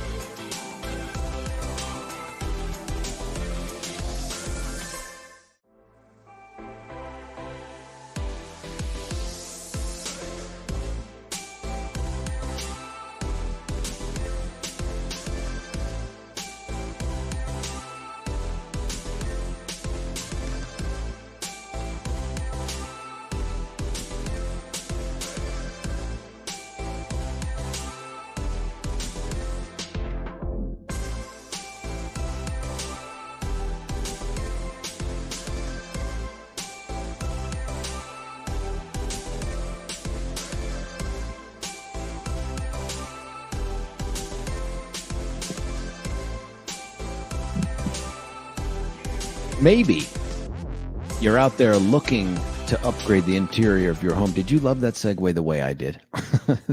And you want to do it by improving the kitchen countertop or the bathroom countertop. I've told you about this guy before. I'm going to keep on doing it. You talk about a guy who is 100% American in his DNA, despite the fact that he started off life elsewhere under communist-controlled Romania under Ceausescu. It's Mitch Floria. Mitch Floria and The Art of Granite is the one-stop shopping place you do. You start online at theartofgranite.com. Go there right now, artofgranite.com, theartofgranite.com. Check out the stuff that they have to offer. Your interest is going to be piqued. Get in the car, drive over there. It's easily located at Colfax-ish and 6th Avenue. Your Waze, your Google, your whatever maps will get you there. And when you go inside, bring the credit card, man, because you are going to end up closing the deal with Mitch. When you meet this guy, you're going to be sold on the fact that he isn't just a good businessman and a good neighbor and a good American, but he's a craftsman. Man, this guy can make your house look awesome, and he loves you because you're a 710 listener and a George listener. And if you share that fact with him, he'll say, hey, not only am I going to give you the wholesale prices, I'm going to give you the bathroom countertop for free with the kitchen countertop package. Or if you're like, but I'm just doing one room, that's cool. You still get a benefit. Wholesale prices, plus they throw in the sink for free. Call them right now, 303-386-5919, 303-386-5919. 5919. Don't be surprised if the voice that answers says, hey, this is Mitch, because it's Mitch's phone that he puts out there, as crazy as that is. artofgranite.com. Let's go right back to the phone lines. Jim, you're on 710 KNUS. Jim, what do you think? Good morning, George. I watched the debate, and then I watched the Trump interview afterwards, and I thought that was great. And I got to say, I was really impressed with Nikki Haley. I thought she really held her timber very well. Why do you say that? Well, was there any one answer that jumped out to you, Jim, where you were like, oh, I really like that? Yes, I think she did two areas where she was far better than all the other ones. The one where they talked about the abortion. I mean, she came out strong saying, hey, we're not going to be putting people in jail. I mean, she came out boiling it down to the basic person of explaining to them. And she also said, she came out and she explained why this will never happen federally, a federal ban on abortion. She said it's just never going to pass through. Remember what she said about 7. It's never, we don't have the votes. So why are we going down this road? She explained it to where this is never going to be a federal legislation. It is always going to be in the state. She's the only one that did that of the group, because they're all pandering and saying we need to make it a federal offense now. You know, I mean, she just basically was honest with the American people in the debate. The other area where she was far better was in the area of concerning aid to Ukraine. She was explaining to them, we've got to help Ukraine out in this situation. We've got to, because if we don't, she's the only one that, Vivek says, yeah, we gotta, we're pulling out and this and that. He just was not a realistic. And she basically said, we have to help them out in the situation, because if we don't, we're going to have World War III. Again, she boiled it down to simple basics. Pence touched on that too. Pence also was like, hey, man, if we don't stop this guy now, Putin, he's going to roll across a NATO allied border, and then we are going to be boots on the ground. So he touched on that too. But I agree with you that Nikki was very, very comfortable and I think respectful in taking on VR. I also thought her points. Jim, did you go into this as a Nikki Haley fan, or did she earn you during the course of the debate? She earned me. I honestly, I thought, honestly, she has not impressed me at all. I thought she's a spoiler. She's one of the first I remember going into this thing just to show herself as an alternative to Trump. And, thus far, I haven't heard much about her in this whole campaign, but I think she, by far, I say she won this debate by far the other ones, because she boiled things down to basics. She held her ground and was willing to go against the trend on them. And that speaks to me as a leader. I feel much more comfortable with her than I did before. I have not been very much impressed with her up to this point. The guy that I really was surprised about, I thought Chris Christie would be the bomb thrower. He wasn't. He was pretty lackluster. I think DeSantis held his own, but he didn't shine. Yep. I thought the same way, Jim. I thought Ron, and forgive me, man, I want to try to get Ben in here too. I thought Ron did well, but he didn't distinguish himself. Ben, you're on 710 KNUS. Ben, what are your thoughts, man? I agree 100% with your last caller. I think Nikki Haley was probably the person that shone best during last night's debate. I think she came out strong. She articulated things that, most people are wanting to hear. She didn't come off as a crazy kook like Ramaswamy did. And just, I think that's what we want from a Republican, is someone who's not just crazy these days. How did you feel like Ron did? I think Pence had a better night than Ron. To me, I think Pence had a better night than Ron did. Pence was strong. You're right. I think Ron's record on paper, he blows away all these other people, including Nikki. But I thought Nikki's record plus her delivery, I don't know, man. It would not disappoint me to see President Nikki Haley. I feel like she could do a great job. Yeah, I'm a liberal, and you know what? If it's between Biden and Nikki Haley, there's a good chance I'll vote Nikki Haley. I won't vote Trump, but there's a good chance I'll vote Nikki Haley, because I'm not a crazy radical that's only going to vote left no matter what. But I will vote for someone who's sensible and I think will do a better job. And I don't think Biden is a great candidate. No, he's not. But there's a bunch of people that echo what you said, Ben, about Vivek. They say he's a populist. Some people saying, hey, I can see why dudes are intimidated by him because he's so confident and he's good looking and he's young. And I'm like, it's not an intimidation thing. I just think at age 38, the dude sure seems like he's got a lot going on there under the dome, and very, very confident in what he doesn't know. Hey, listen, Ben, I can't thank you enough, man, for calling in and finishing up the show. Billy, I'm not sure how much time we have left, but I want to thank everybody that called in. I want to thank Randy Corcoran. Stick around for his show this weekend, man. It's going to be insightful. He was on the ground there. We'll be back tomorrow. I'll be in studio. No more of this technical stuff. You stick around. George Brauchler, 710 KNUS.